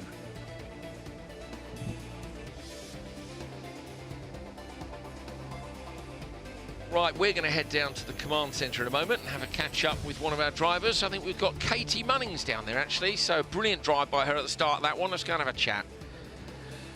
Katie, what an amazing start by you. I don't know if I've seen a more perfect start in Extreme E. You just seem to get your use of the hyperdrive bang on when the wheel spin stopped. What was it like in the car? Yeah, I mean, I felt like it was a pretty good launch straight away. It was really important for us to win this race. I think we now get more points than the person that finishes 4th in the final, so that was a big thing for us. I think on pace, we could have been in the final. We should have been there, really, but we got quite unlucky with our grid draw for quali heats. We were in 2 really competitive heats today, so it's just the way it goes in Extreme E sometimes, but it feels like a little bit of redemption for the team. Hopefully, we had a big push in the traction challenge as well, so hopefully we can keep an eye on that for the extra championship point there. 2 championship points they've put it back up to, haven't they? So, yeah, well worth grabbing those. I know you guys would be disappointed that you weren't in the final because I think you've got great pace, but I reckon there's 6 teams, aren't there, with great pace at the moment, and there's only 4 spots. So tomorrow, just going to go a bit harder in quali? Yeah, absolutely. Also, it's a lottery as to which male and which female start as well, so we'll have to see what the other teams do tomorrow. But, yeah, hopefully we can have a good race. I think we deserve to be there, so we'll give it everything. Thank you, Katie. Best of luck tomorrow. Well done today. Cheers. Great stuff. Katie Munnings, Timmy Hansen. Fantastic by Andretti Autokillet.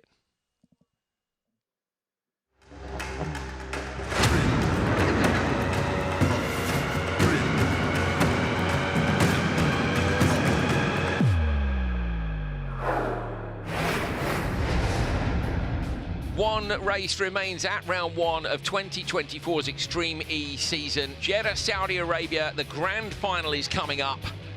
Who's going to take that first trophy of the year? Brand new trophies again, recycled materials, biodegradable inks, they're incredible bits of kit. And are we going to see one of our regular winners pick it up?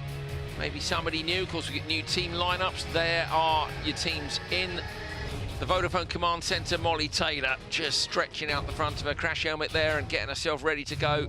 Helmet on for Fraser McConnell. A little wink to the camera. Look at that, alongside the legend Carlos Sainz. I'm sure he'd be very happy with his new signing. Of course, his old driver Matthias Ekstrom departed to head across to Neil McLaren. He's in the car now. There is Cristina Gutierrez, fresh in her new papaya overalls, and of course fresh from a Dakar rally win as well. Starting drivers: Ekstrom for Neil McLaren, Johan Kristoffersen for RXR, Laya Sands for Acciona Science XE, and Kevin Hansen for Loche.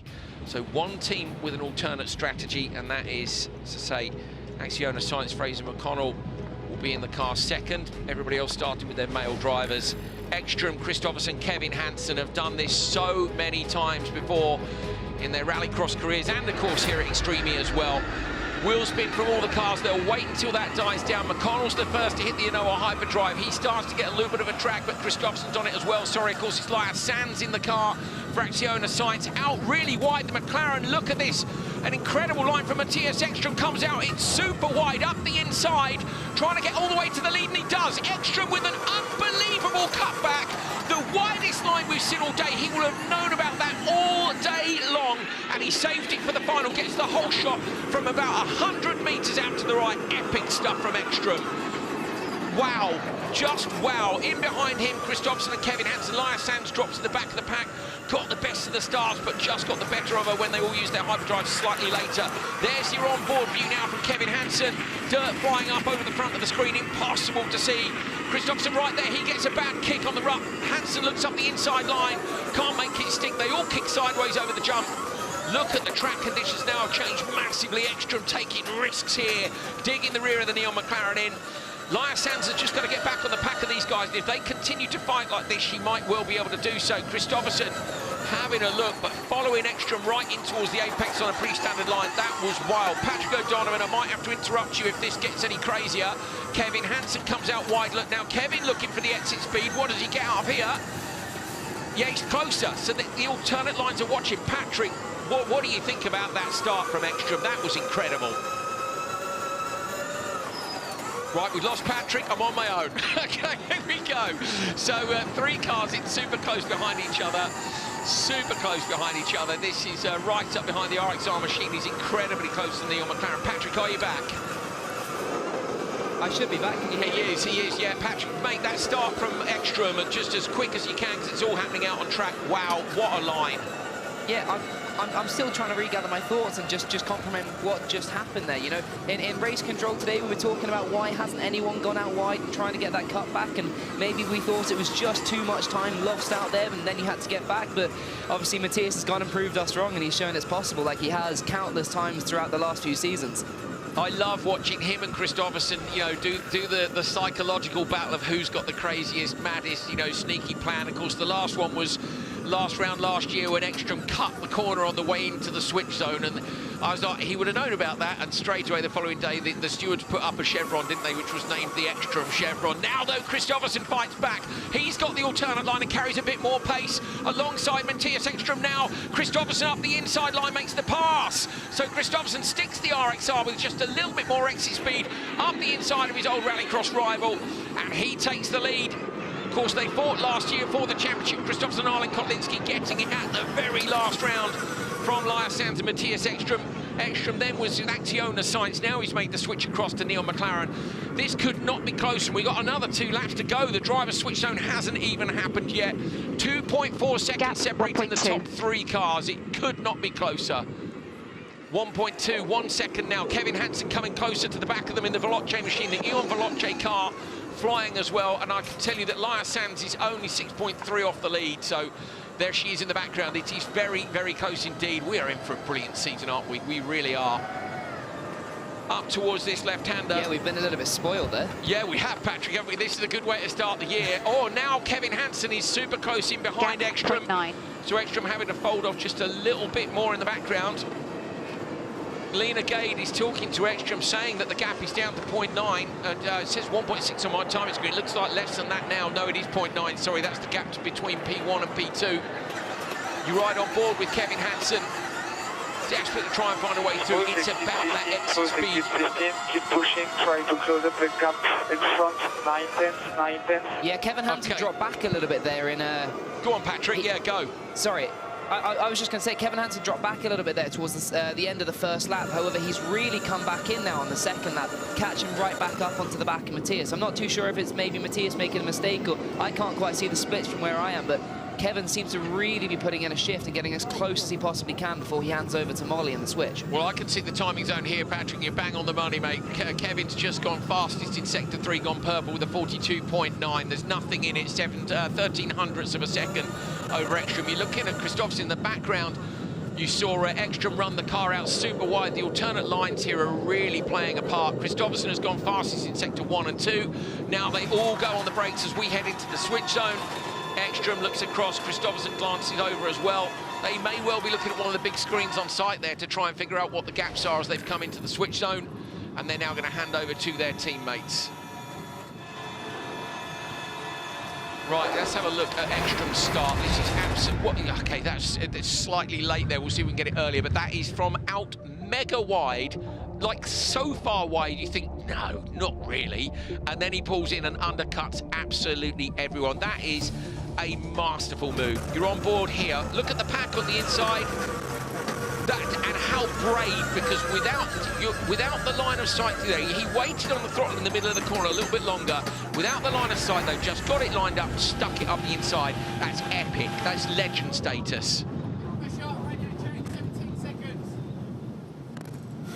So you can hear people shouting 17 seconds. Remember, the minimum switch zone time is 45 seconds. Some people calmly in the car and ready to go already. Go. There's the countdown and away. Arlen Kotlinski releases. Oh, they've got a problem, haven't got the side on. So that's a problem for Veloce. Are they going to drop too much time here? They were right on the back. They should release any time now. No, they're good. They're good. So they stay in touch. 3 cars going to leave the switch zone with 2.2 seconds between them. Arlen Kotlinski, Gutierrez, Taylor, and do not count out Fraser McConnell, the Jamaican. He's now in the Acciona Science machine, but he's got a big ask. He's 7 or so seconds back from this leading pack. He needs them to get in a scrap and then maybe he'll be able to close down. So Cristina Gutierrez familiar with chasing the RXR. The RXR's got a problem from the seemingly on the exit of that corner there. Arlen Kotlinski had absolutely no speed whatsoever. It's what Johan was saying earlier about those ruts can make it very tricky indeed.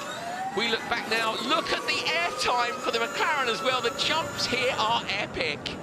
Patrick, 2 laps to go. Fraser McConnell, 9.7 back. It's going to be tough for him to close that gap down. I know who'll try.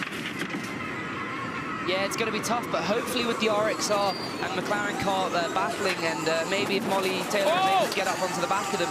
Contact between them, the McLaren into the back of the RXR. Sorry to interrupt, Patrick. Patrick's on site. I'm in London, so we're doing our best to stay out of each other's ears, but it is tricky. Front left damage for the McLaren, rear right damage for the RXR. Hopefully nothing mechanical. Gutierrez looks to the inside line, making the RXR machine of Arlen Kotlinski driving the mirrors. Gutierrez goes deep on the exit, almost manages to get alongside again. Now Molly Taylor will be lining these two up, knowing what's going on. Fraser McConnell is still 7.5 seconds off this pack at the moment, but if they carry on like this, that gap will come down. You're back on board again with the McLaren, looking forward to the now damaged RXR. We got a lap and a half to go here at round 1. If this is anything like what this season is going to be, it's going to be absolutely incredible.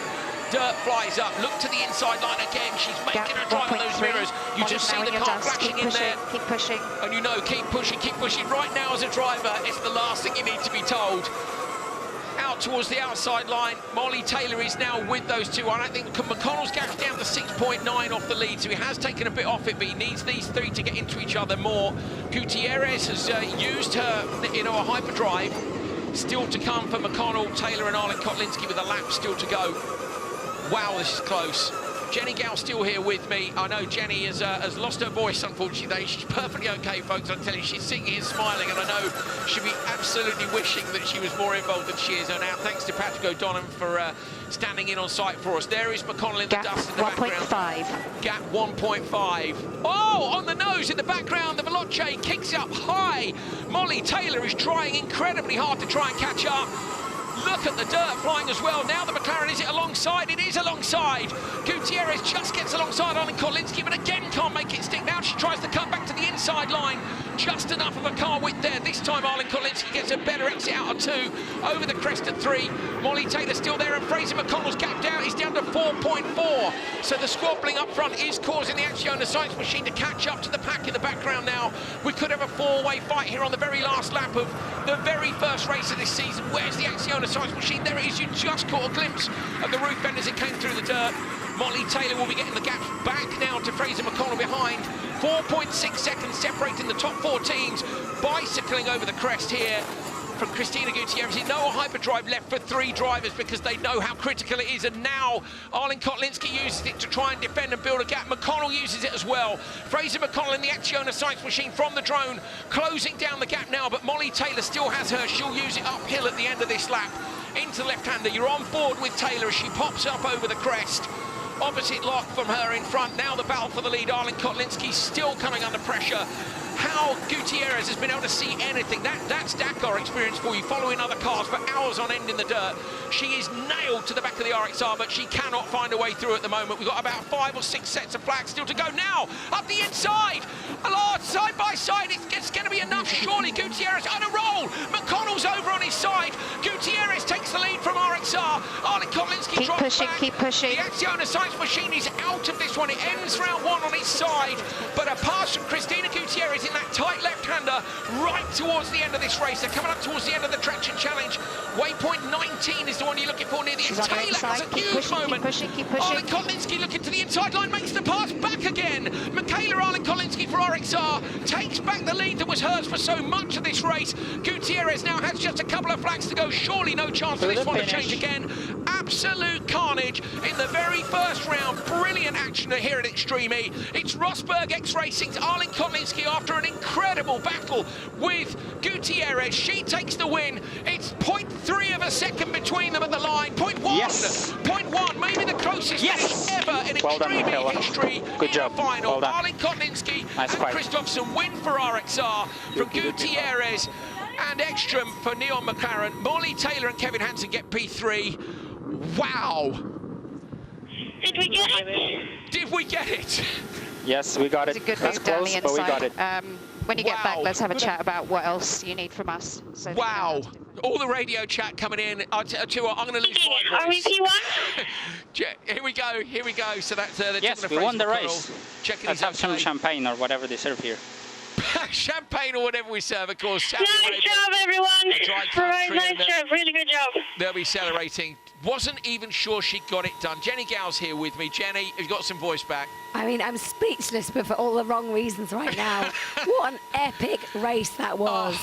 Gave us everything we wanted. Unbelievable. What a start to Extreme E 2024. Patrick O'Donovan, mate, thank you for stepping in. I say, Jenny Gow, bless her, back, and it's so good to have her back, but with a voice failing us, I'm glad of your company. Thank you for joining us on commentary, mate. What a race. Yeah, when a race is like that, it's honestly, it's my pleasure to be here, to have the chance to talk on a race like that. It's just absolutely amazing. I'm Action sorry from start to yeah, finish. sorry I couldn't bring you in more. It was just so much going on. Patrick's going to stay with us to the end of the show just because, say, Jenny is a little bit speechless for the wrong reason. Just she so eloquently put it.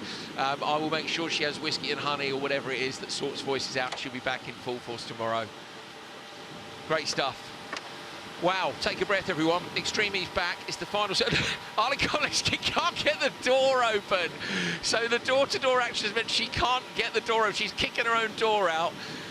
Like Dukes of Hazzard style, she might have to kick the window out and climb. Now she's going to go over the centre console and go out through the passenger door. Brilliant. They're heading around to try and open it for her from the outside. She left side, right side. Well, this is a new one. If only there was a sunroof on there, she'd be fine. She's still smiling. There we go. Thanks very much. It's so polite. Brilliant. Wonderful, wonderful race between these two incredible female drivers. And I'm taking nothing away from, you know, Johan and Matthias, who started that race off so brilliantly. The lead swapping several times, and they finished 0.167 seconds apart. So close that Arlen Kolinski didn't even know she'd got it. Incredible. Absolutely brilliant action here from the first final of the year. We're going to do it all again tomorrow and then 9 more times this season in total, and I'm excited about it now. Good job. So Matthias there just greeting his teammate as well. Brilliant race. P4 and a DNF, unfortunately, for Elias Sands and Fraser McConnell for Acciona Science. Hansen and Taylor for Ewan Veloce get P3. Could have been closer, but couldn't have been closer at the top. Ekstrom and Gutierrez miss out on the win, having taken the lead so close to the end. 0.16 of a second, and it goes to the reigning champions, Johan Kristoffersson and Michaela Arlen Kolinski. What a final that was. Let's go down to Laura Winter. Third place for Veloce. Kevin, coming to you first. I sense some frustration at that result, not quite what you wanted, but it is a podium in the opening race. How do you reflect? Yeah, it's good. You know, when we started the season, we wanted consistency, and I think if we keep this up, you know, it's going to be a good year. You know, the Ewan Veloce racing crew did a great job. This car was flying. We were in the dust all race, and you know, didn't leave a second into the guys in front winning, you know, battling for the lead. So we got the car. We just didn't execute well enough to get that win. But you know, we're here. It's a podium, and it's a beautiful, beautiful setting for one. Yeah, absolutely, and the best thing is you can do it all again tomorrow as well. Is there any more you could have squeezed out of that? Anything you could have done differently? I don't know, I didn't see most of the laps, so I just knew I was like this and then like this, and yeah, it was proper sketchy. I don't think I've had that many moments in one lap than that last one, but I knew Fraser was behind, and there was, you know, with the battle, you never know what's going to happen up in front, so we had to finish at least with the third, so that was just, it was like we do that or we roll spectacularly, and thankfully we did the former, but yeah, as Kevin said, we know we've got mega pace and a mega team, so we just got to keep putting those pieces together. You brought it home safe, you can do it all again tomorrow. Congratulations, enjoy the podium. Third place, Kevin and Molly of Ewan Veloce. Right, let's take a look at this start. Watch Matthias Ekstrom on the far side, further away. Look at this. He's losing time because he's heading so far out to the outside. But when he makes the cutback, he comes all the way to the inside and passes all 3 cars. Now, that will not have escaped those who are looking at potentially being in slot number 4 tomorrow. In both the qualifying sessions and in the redemption race as well, he saved that. I mean, of course, they maybe didn't have, thinking about it, I don't think they did end up in slot number 4. But when they ended up in slot 4, they knew it was there. And that, for everybody else, will have opened their eyes to go, you know what, if we're on the outside of the grid, we'll live with it. Look how many times they tried or came. Look, sideways kick, you lose a second, then you push a bit more, the car in front gets a sideways kick. Side by side between them, it was just absolutely brilliant racing. In the door, that's probably why the door doesn't open anymore. That was Fraser McConnell's roll as well. There is one investigation underway between 6 and 58, but it's probably just a tiny bit of contact. For me, there's nothing in that which is untoward, but I'm not a steward. We've had this conversation quite a few times before. Incredible action, big jumps, super close finish.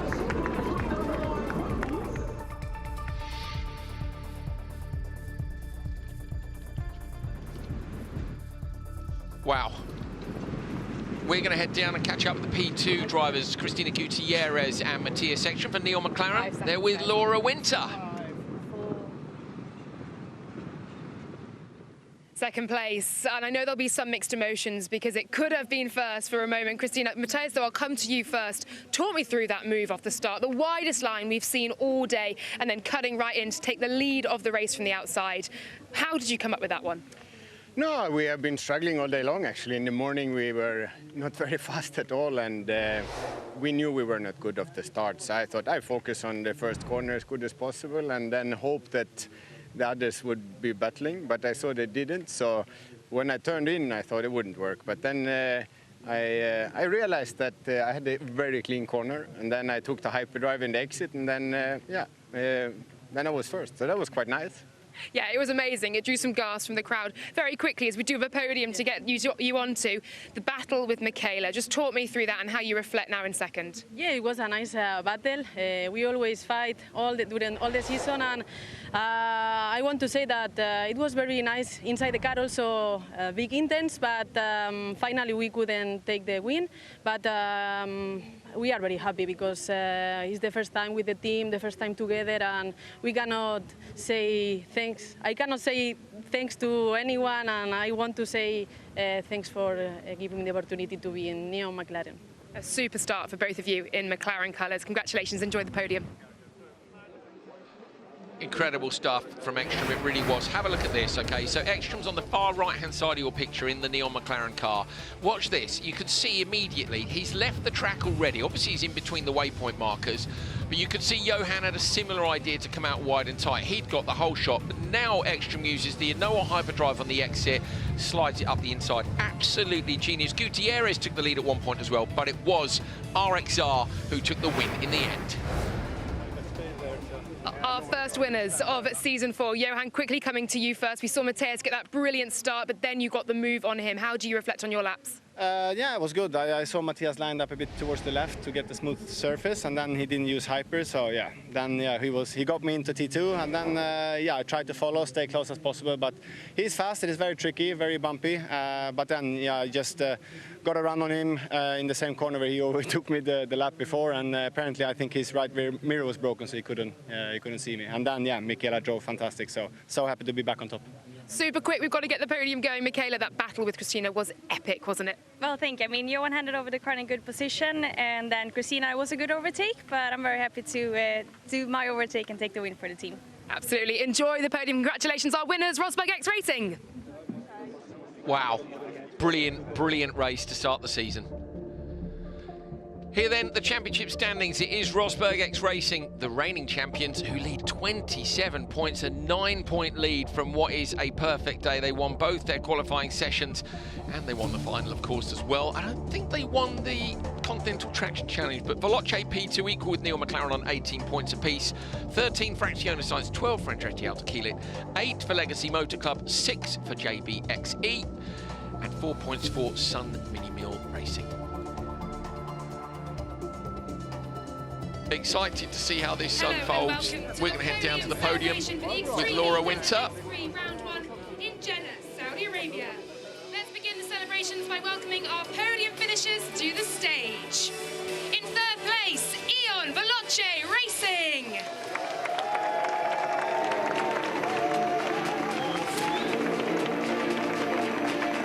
In second place, Neon McLaren Extreme E.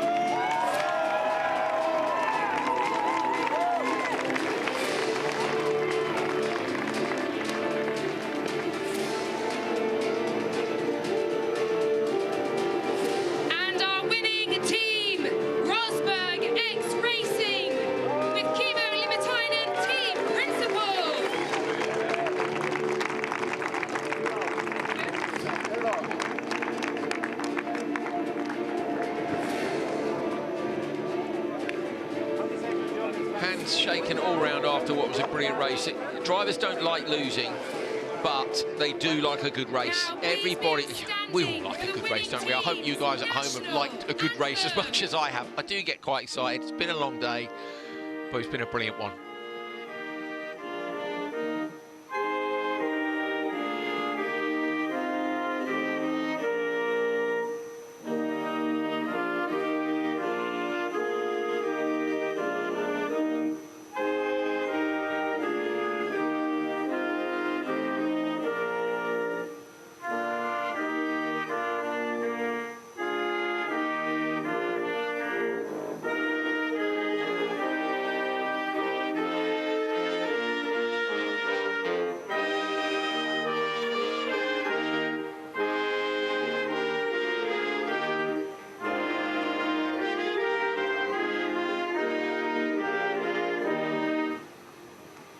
Congratulations to all of our winners. That is Rosberg X Racing's 9th win in Extreme E from 21 events. That's almost a 50% hit ratio on wins. Those are the brand new trophies. Alejandro Agag, CEO and founder of Extreme E, coming up to hand out those trophies. Something very unique indeed. Kristoffersen's 9th win, Arlen Kotlinski's 6th win, which puts her equal with Molly Taylor. Members of the science committee as well handing out trophies, which is nice to see. And we got some mascots there too. Brilliant stuff. Well, I hope you guys are all going to tune in tomorrow, where we're going to do this all again.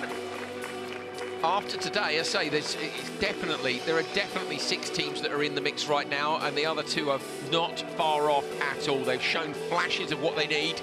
With a bit more consistency, we might well see an 8-car humdinger, but there are only 4 places available in the final.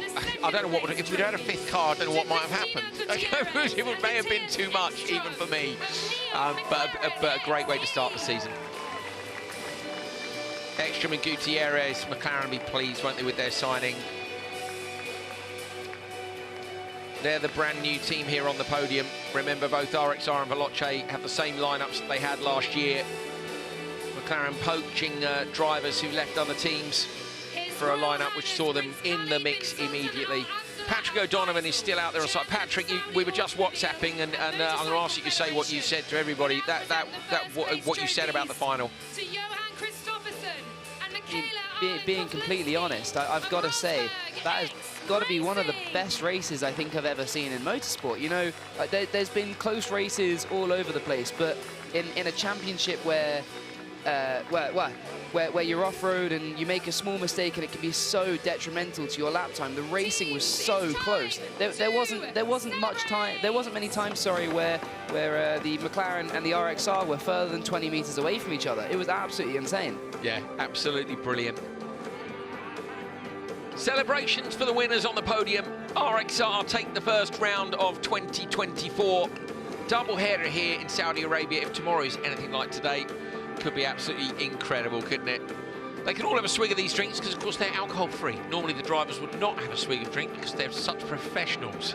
Only a swig of drink after the second round for those who partake, because, of course, most of them are so professional they wouldn't dream of having a drink. You may be able to send sarcasm mode on, but either way, it will be full focus. They'll get straight back to it. Jenny mentioned earlier on how Laura had gone into one of the tents. It was RXR's tent she went into on Friday, and they barely looked up from their onboards. They were studying the laps so carefully to make sure they would have enough of an edge.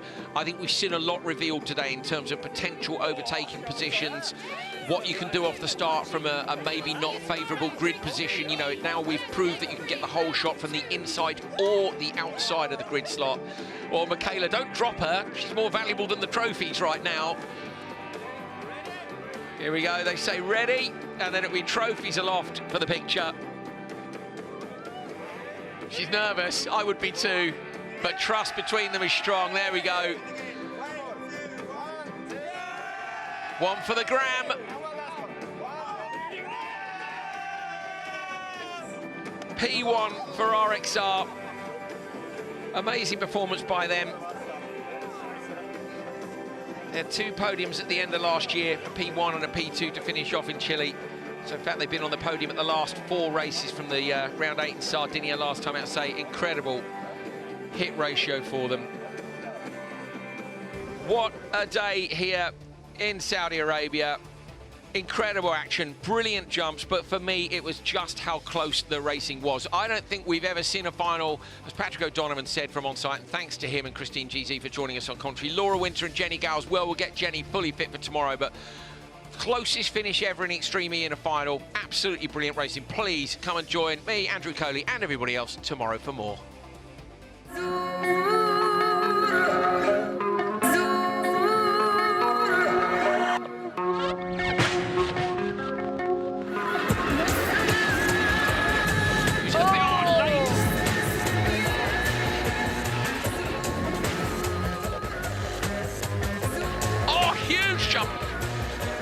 He waves at Timo Scheider. Oh, contact between them.